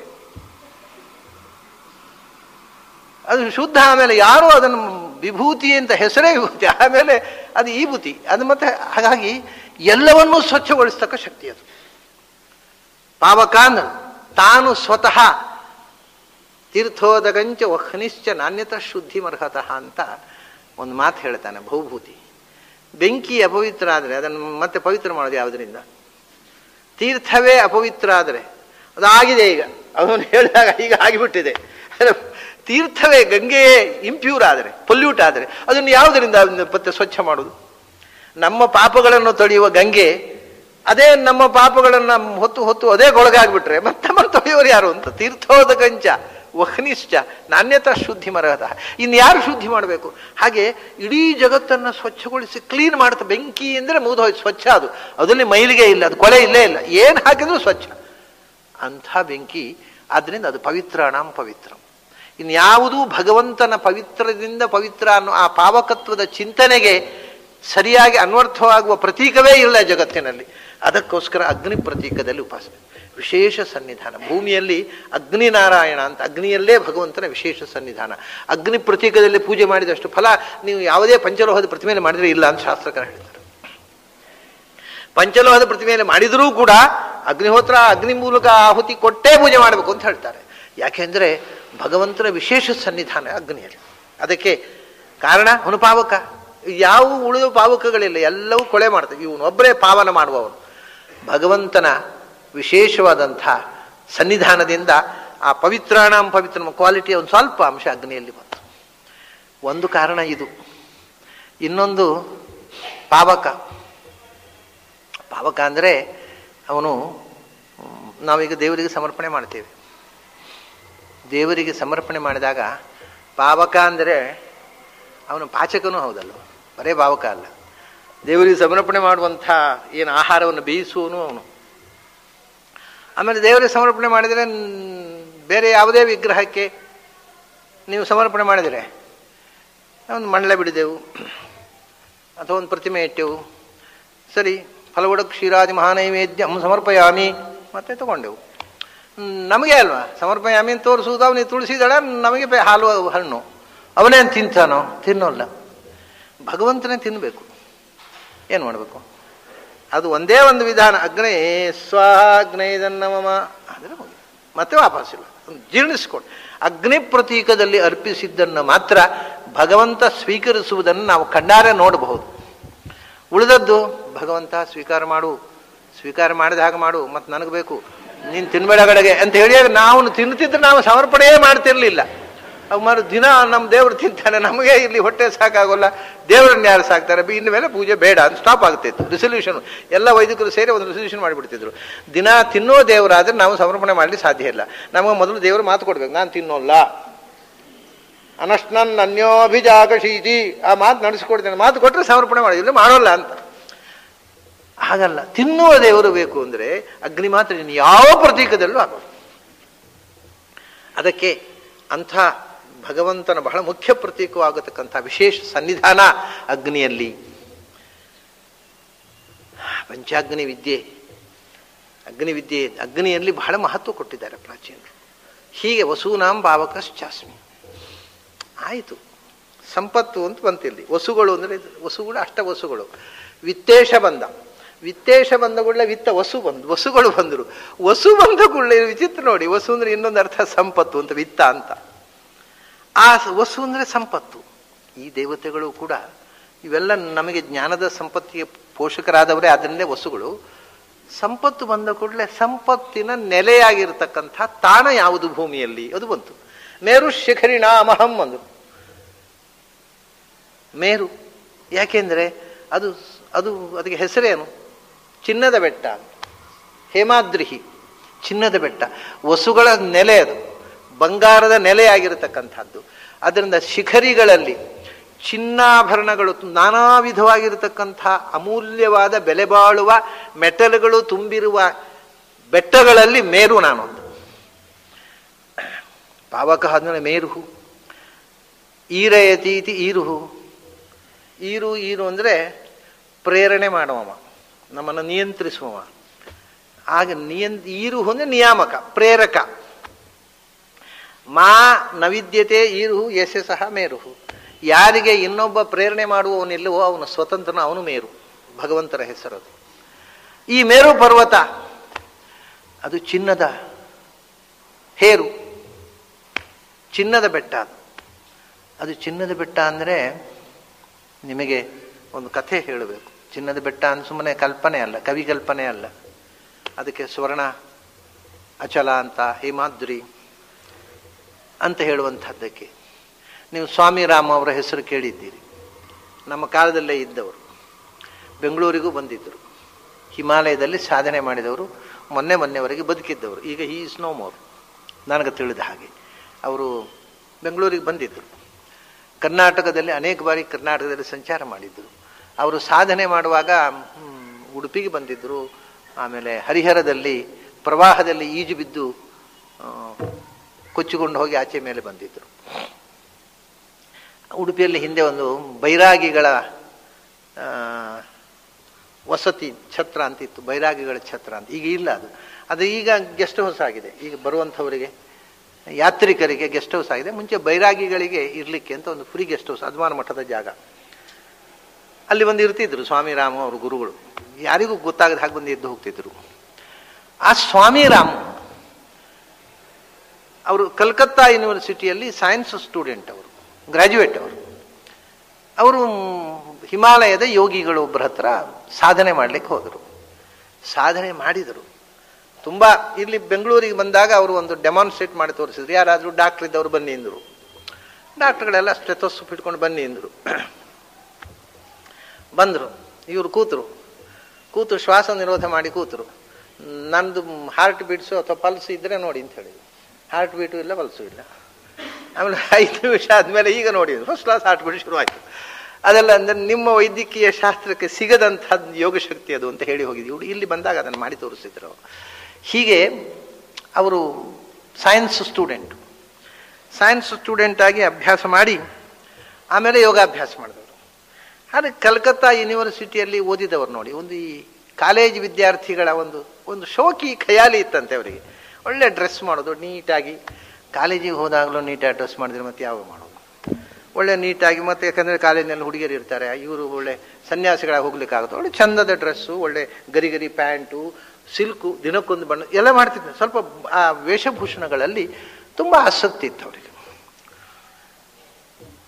ಇವರು ಗುರುಗಳ ಹತ್ರ ಹೋದಾಗ ದಿನಕ್ಕೊಂದು ವೇಷ ಹಾಕೊಂಡು ಹೋಗ್ತಿದ್ದಂತೆ, ಹಿಮಾಲಯದ ಗುರುಗಳ ಹತ್ರ ಹೋಗಿ, ಅವರ ಎಜುಕೇಷನ್ ಮುಗಿದ ಮೇಲೆ ಕೂಡ. ಮತ್ತೆ ಶ್ರೀಮಂತ ಮನೆತನ, ಮನೆಯಲ್ಲಿ ಬೇಕಾದಷ್ಟು ಸಂಪತ್ತಿತ್ತು, ಕಾಲೇಜಿನಲ್ಲಿ ಓದಿದಂಥ ಮಾಡರ್ನ್ ಎಜುಕೇಷನ್ ಇತ್ತು, ಈ ಖಯಾಲಿ ಇತ್ತು. ಈ ಗುರುಗಳು ಒಂದು ದಿವಸ ಹೇಳಿದ್ರಂತೆ, ನಿನಗೆ ಯಾವುದು ಬೇಕು ಅಂತ ತೀರ್ಮಾನ ಮಾಡಿ ನಾಳೆ ಬಾ. ಇದು ಬರೆದಿದ್ದಾರೆ ಅವರು ತನ್ನ ಜೀವನಾನುಭವದಲ್ಲಿ ಬರೆದಿದ್ದಾರೆ. ಯಾವುದು ಬೇಕು ಅಂತ ತೀರ್ಮಾನ ಮಾಡಿ ನಾಳೆ ಬಾ. ನಿನಗೆ ಈ ಖಯಾಲಿ ಜೀವನವೇ ಬೇಕೋ, ಶ್ರೀಮಂತ ಜೀವನ, ದಿನಕ್ಕೊಂದು ಡ್ರೆಸ್ ಮಾಡಿಕೊಂಡು ಒಳ್ಳೆ ಮಜವಾಗಿ ಬದುಕಬೇಕು ಅಂತ ಆಸೆ ಉಂಟೋ, ಬಾ. ಇಲ್ಲಿ ಅಪೂರ್ವವಾದ ಶಿಖರದಲ್ಲಿ ಮನುಷ್ಯ ಮಾತ್ರಕ್ಕೆ ಗೊತ್ತಿಲ್ಲದೆ ಇರತಕ್ಕ ಸಂಪತ್ತಿನ ರಾಶಿ ಇದೆ. ಈ ಬೆಟ್ಟದ ಏಕಾಂತದ ಶಿಖರಗಳಲ್ಲಿ ನೀನು ಬೇಕಾದಷ್ಟು ಇಟ್ಕೊಂಡು ಹೋಗು, ನಾಳೆ ಕರ್ಕೊಂಡು ಹೋಗಿ ತೋರಿಸ್ತೇನೆ. ಪ್ರಪಂಚದಲ್ಲೇ ಶ್ರೀಮಂತನಾಗಿ ಬದುಕು. ಇಲ್ಲ ಯೋಗ ಸಾಧನೆ ಬೇಕು ಅಂತ ಉಂಟೋ, ಈ ಖಯಾಲಿ ಕಳಚಿ ನಾಳೆ ಲಂಗೋಟಿ ಉಟ್ಟು ಬಾ. ಎರಡರಲ್ಲಿ ಒಂದು ಆಯ್ಕೆ, ಅದು ಬೇಕು ಇದು ಬೇಕು ಅಂತ ನನ್ನದು ಬರಬೇಡ ಅಂದರು ಅವರು. ಕಡೆ ಮರು ದಿವಸ ಅವರು ಲಂಗೋಟಿ ಉಟ್ಕೊಂಡು ಹೋದರು, ನನಗೆ ಬೇಡ ಅಂತ ಅವರು ಹೇಳಿದ್ರು. ಈ ಬೆಟ್ಟದ ಶಿಖರಗಳಲ್ಲಿ ಪ್ರಪಂಚದ ಯಾರ ಕಣ್ಣಿಗೂ ಬೀಳದ ಅಪಾರವಾದ ಸಂಪತ್ತಿನ ರಾಶಿ ಇದೆ. ಇದು ಧರ್ಮರಾಜನೇ ಗೊತ್ತಿತ್ತು. ಅವನು ಕೊನೆಗೆ ಅಶ್ವಮೇಧ ಯಾಗ ಮಾಡಬೇಕಾಗಿದ್ದರೆ ಸಂಪತ್ತು, ಯುದ್ಧದಲ್ಲಿ ಪೂರ್ತಿ ಸಂಪತ್ತು ನಾಶ ಆದಾಗ ಆ ಬೆಟ್ಟಗಳ ಸಾಲಿನಲ್ಲಿ ಹುದುಗಿದ್ದಂತಹ ಸಂಪತ್ತನ್ನು ತರಿಸಿ ಮಾಡಿದ ಯಜ್ಞ ಅಂತ ಮಹಾಭಾರತದಲ್ಲಿ ಹೇಳ್ತಾರೆ. ಧರ್ಮರಾಜನಿಗೆ ಗೊತ್ತಿತ್ತು, ಈಗ ಹಿಮಾಲಯದಲ್ಲಿ ತಪಸ್ಸು ಮಾಡುವ ಕೆಲವು ಯೋಗಿಗಳಿಗೆ ಗೊತ್ತಿದೆ, ಅವರು ಮುಟ್ಟುವುದಿಲ್ಲ, ಯಾಕಂದರೆ ಅವರಿಗೆ ಅದು ಕಲ್ಲು ಮಣ್ಣಿನಷ್ಟೇ ಮಹತ್ವ, ಅವರಿಗೇನು ಮಹತ್ವ ಇಲ್ಲ ಅದರಲ್ಲಿ. ಆದರೆ ಅವರು ಇವನಿಗೆ ಹೇಳಿದರು, ಪ್ರಪಂಚದಲ್ಲೇ ಶ್ರೀಮಂತನಾಗು, ಎಷ್ಟು ಸಂಪತ್ತು ಬೇಕಾದರೆ ಕೊಂಡೋಗು, ಯಾರು ಕೇಳುವವರಿಲ್ಲ, ಬಿದ್ದುಕೊಂಡಿದೆ ಅಲ್ಲಿ ಸಂಪತ್ತು, ಆದರೆ ಮತ್ತೆ ನನ್ನ ಹತ್ರ ಬರಬೇಡ. ಇಲ್ಲ, ಎಲ್ಲ ಸಂಪತ್ತಿನ ಮೋಹ ತೊರಿ, ವೇಷದ ಮೋಹ ತೊರೆ, ನಾಳೆ ಲಂಗೋಟಿ ಉಟ್ಕೊಂಡು ಬಾ, ಮುಂದಿನ ಪಾಠ. ಎರಡರಲ್ಲಿ ಯಾವುದು ಅನ್ನೋ ತೀರ್ಮಾನ ಆಗಬೇಕು. ಪಾಪ ಅವರಿಗೆ ಯೋಗದಲ್ಲಿ ಆಸಕ್ತಿ ಇತ್ತು, ಜೀವಯೋಗ್ಯತೆ ಚೆನ್ನಾಗಿತ್ತು. ನನಗೆ ಬೇಡ, ಸಂಪತ್ತು ಬೇಡ ಅಂತ ತ್ಯಾಗ ಮಾಡಿ ಮರುದಿವಸ ಲಂಗೋಟಿ ಉಟ್ಟು ಅವರ ಜೊತೆಗೆ ಸೇರಿ ಸಾಧನೆ ಮಾಡಿದರು. ಸಾಧನೆ ಮಾಡಿ ಅವರಿಗೆ ಎಲ್ಲಿ ತನಕ ಸಾಧನೆಯಲ್ಲಿ ಬೆಳೆದರು ಅಂದರೆ, ಅವರನ್ನು ನೋಡಿ ಜೋಶಿ ಮಠದಲ್ಲಿ ಅಲ್ಲಿ ಶಂಕರ ಮಠ ಇದೆ, ಚತುರಾಮನಾಯದಲ್ಲಿ ಒಂದು ಶಂಕರ ಮಠ ಜ್ಯೋತಿರ್ಮಠದಲ್ಲಿದೆ. ಅಲ್ಲಿಗೆ ಸ್ವಾಮಿಗಳಾಗಿ ಕೂಡಿಸಿದ್ರು, ಒತ್ತಾಯ ಮಾಡಿ ಎಳ್ಕೊಂಡು ಹೋಗಿ, ನಿಮ್ಮಂಥ ಸ್ವಾಮಿಗಳು ಬೇಕು ಪೀಠದಲ್ಲಿ, ನೀವು ಯೋಗ ಸಿದ್ಧರು ಬನ್ನಿ ಅಂತ ಕೂಡಿಸಿದರು. ಇವರು 15 ದಿವಸದಲ್ಲಿ ಹೇಳದೆ ಓಡಿ ಹೋಗಿದ್ದಾರೆ ಅಲ್ಲಿಂದ. ಅವರು ಬರೀತಾರೆ, ನಾನು ಅಲ್ಲೇ ಕೂತಿದ್ರೆ ನನಗೆ ಪಾದಪೂಜೆ ಕಾಣಿಕೆ ಗಲಾಟೆಯಲ್ಲಿ ನನ್ನ ಇಡೀ ಜೀವನ ಹಾಳಾಗಿ ಹೋಗ್ತಿತ್ತು, ನನ್ನ ಸಾಧನೆ ಎಲ್ಲ ನಿನ್ನನ್ನು ಹೋಮಾಗ್ತಿತ್ತು, ಅದಕ್ಕೆ ಹೇಳದೆ ಓಡಿ ಬಂದೆ ಅಂತ ಹೇಳ್ತಾರೆ. ಸಾಧ್ಯವೇ ಆಗಲಿಲ್ಲ ನನ್ನಿಂದ ಇರಲಿಕ್ಕೆ. ನನ್ನನ್ನು ಒಂದು 10 ನಿಮಿಷ ಸಾಧನೆ ಮಾಡಲಿಕ್ಕೆ ಶಿಷ್ಯರು ಬಿಡಲಿಲ್ಲ. ಈ ಶಿಷ್ಯರ ಕಾಟದಿಂದ ತಪ್ಪಿಸಿಕೊಳ್ಳೋದಕ್ಕೋಸ್ಕರ ನಾನು ಓಡಿ ಬಂದೆ ಅಂತ. ಅಂದರೆ ಒಳ್ಳೆ ಪ್ರಭಾವಿ ಸಾಧಕರವರು. ಕೊನೆಗೆ ಅವರು ತಮಾಷೆ ಅಂದರೆ ವಿಚಿತ್ರ ನೋಡಿ, ದೈವ ಬಿಡೋಲ್ಲ. ಕೊನೆಗೆ ಋಷಿಕೇಶದಲ್ಲಿ ಅವರೇ ಒಂದು ಮಠ ಕಟ್ಟಿ, ಆ ಮಠ ಅಂದರೆ ಮಠ ಅಂತಲ್ಲ, ಆಶ್ರಮ ಏನಿಲ್ಲ, ಅವರೇ ಒಂದು ಮಠ ಕಟ್ಟಿಕೊಂಡು ಅದ್ರಲ್ಲಿ ಬಂದು ಯಾಕೆ ಕೂತರು ಕಡೆ ನಾವು ಹೀ ಇಸ್ ನೋ ಮೋರ್. ಹೀಗೆ ನಾವು ಮೇರು ಪರ್ವತ, ಮೇರುಹು ಶಿಖರಿಣಾಂ, ಸಂಪತ್ತಿನ ಸೆಲೆಯಾದ ಶಿಖರಗಳಿರುವಂತಹ ಬೆಟ್ಟಗಳಲ್ಲಿ ಮೇರುವಿನಷ್ಟು ಸಂಪತ್ತಿನ ರಾಶಿ ಪ್ರಪಂಚದಲ್ಲಿ ಎಲ್ಲಿಯೂ ಇಲ್ಲ. ಇದು ಅನೇಕ ಮಂದಿ ಸಾಧಕರು ಈ ಮಾತು ಹೇಳಿದ್ದಾರೆ. ಅದಕ್ಕೋಸ್ಕರ ಈ ಘಟನೆಗಳನ್ನ ಹೇಳಿದೆ. ಇದನ್ನು ಕೃಷ್ಣ ಹೇಳಿದ. ಸಂಪತ್ತು ನೋಡಿ, ವಿತ್ತಪ ಬಂದ, ಅವನು ಅಲ್ಲಿಂದ ವಿತ್ತಪತಿ ಬಂದ ಮೇಲೆ ವಸುಗಳು ಬಂದರು, ಆಮೇಲೆ ವಸುಗಳ ನಿಧಿ ಸಂಪತ್ತು ಅಡಗಿರತಕ್ಕಂಥ ಮೇರು ಶಿಖರಿಣಾಂ ಅಹಂ. ಹೀಗೆ ಬೆಟ್ಟಗಳಲ್ಲೇ ಸಂಪತ್ತಿನ ನೆಲೆ. ಹೀಗೆ ಮನುಷ್ಯ ಮನಸ್ಸು, ದೇಹ, ಅದಕ್ಕೆ ನಿಯಾಮಕವಾಗಿರತಕ್ಕಂಥ ಒಳಗಿನ ಹೊರಗಿನ ಸಂಪತ್ತುಗಳು, ವಸುಗಳು, ಸಂಪತ್ತಿನ ಅಧಿಪತಿಯಾದ ಕುಬೇರ, ಸಂಪತ್ತಿನ ನೆಲೆ, ಅದೇ ಮೇರು ಪರ್ವತ. ಮೇರು ಅಂದರೆ ಶಬ್ದದ ಭಗವಂತನ ಉಪಾಸನೆ, ಆ ಮೇರು ಪರ್ವತದಲ್ಲಿ ಸುಮೇರು ಹೇಮಾದ್ರಿಯಲ್ಲಿ ಮಾ ಈರುಹು ನಿಯಾಮಕನಿಲ್ಲದೆ ಎಲ್ಲರಿಗೂ ನಿಯಾಮಕನಾಗಿ ತನಗೆ ಇನ್ನೊಬ್ಬ ನಿಯಾಮಕನಿಲ್ಲದ ಭಗವಂತನಿದ್ದಾನೆ ಅನ್ನುವಂಥ ಚಿಂತನೆಯಿಂದ ನಾವು ಮೇರು ಪರ್ವತವನ್ನು ಮೇರು ಪರ್ವತ ಅನುಸಂಧಾನ ಮಾಡುವಾಗ ಎಷ್ಟು ಅನುಸಂಧಾನಗಳನ್ನು ಕೊಟ್ಟ ನೋಡಿ ಕೃಷ್ಣ. ಮೇರು ಅಂದರೆ ಏನು, ಅದರಲ್ಲಿರತಕ್ಕ ಭಗವಂತನ ಮೇರು ಅನ್ನೋ ಶಬ್ದದ ಅರ್ಥ ಏನು, ಇದೆಲ್ಲ ಚಿಂತನೆ ಮಾಡಿ ಅನುಸಂಧಾನ ಮಾಡಿಬಿಟ್ರೆ ಇದೊಂದು ದೊಡ್ಡ ಉಪಾಸನೆ. ಒಂದೊಂದು ಶಬ್ದದ ಈ ಉಪಾಸನೆಯ ಮೆರುಗನ್ನು ಕೃಷ್ಣ ತೋರಿಸಿಕೊಟ್ಟ ಒಂದು ಶ್ಲೋಕವನ್ನು ಇವತ್ತು ನಾವು ನೋಡಿದೆವು.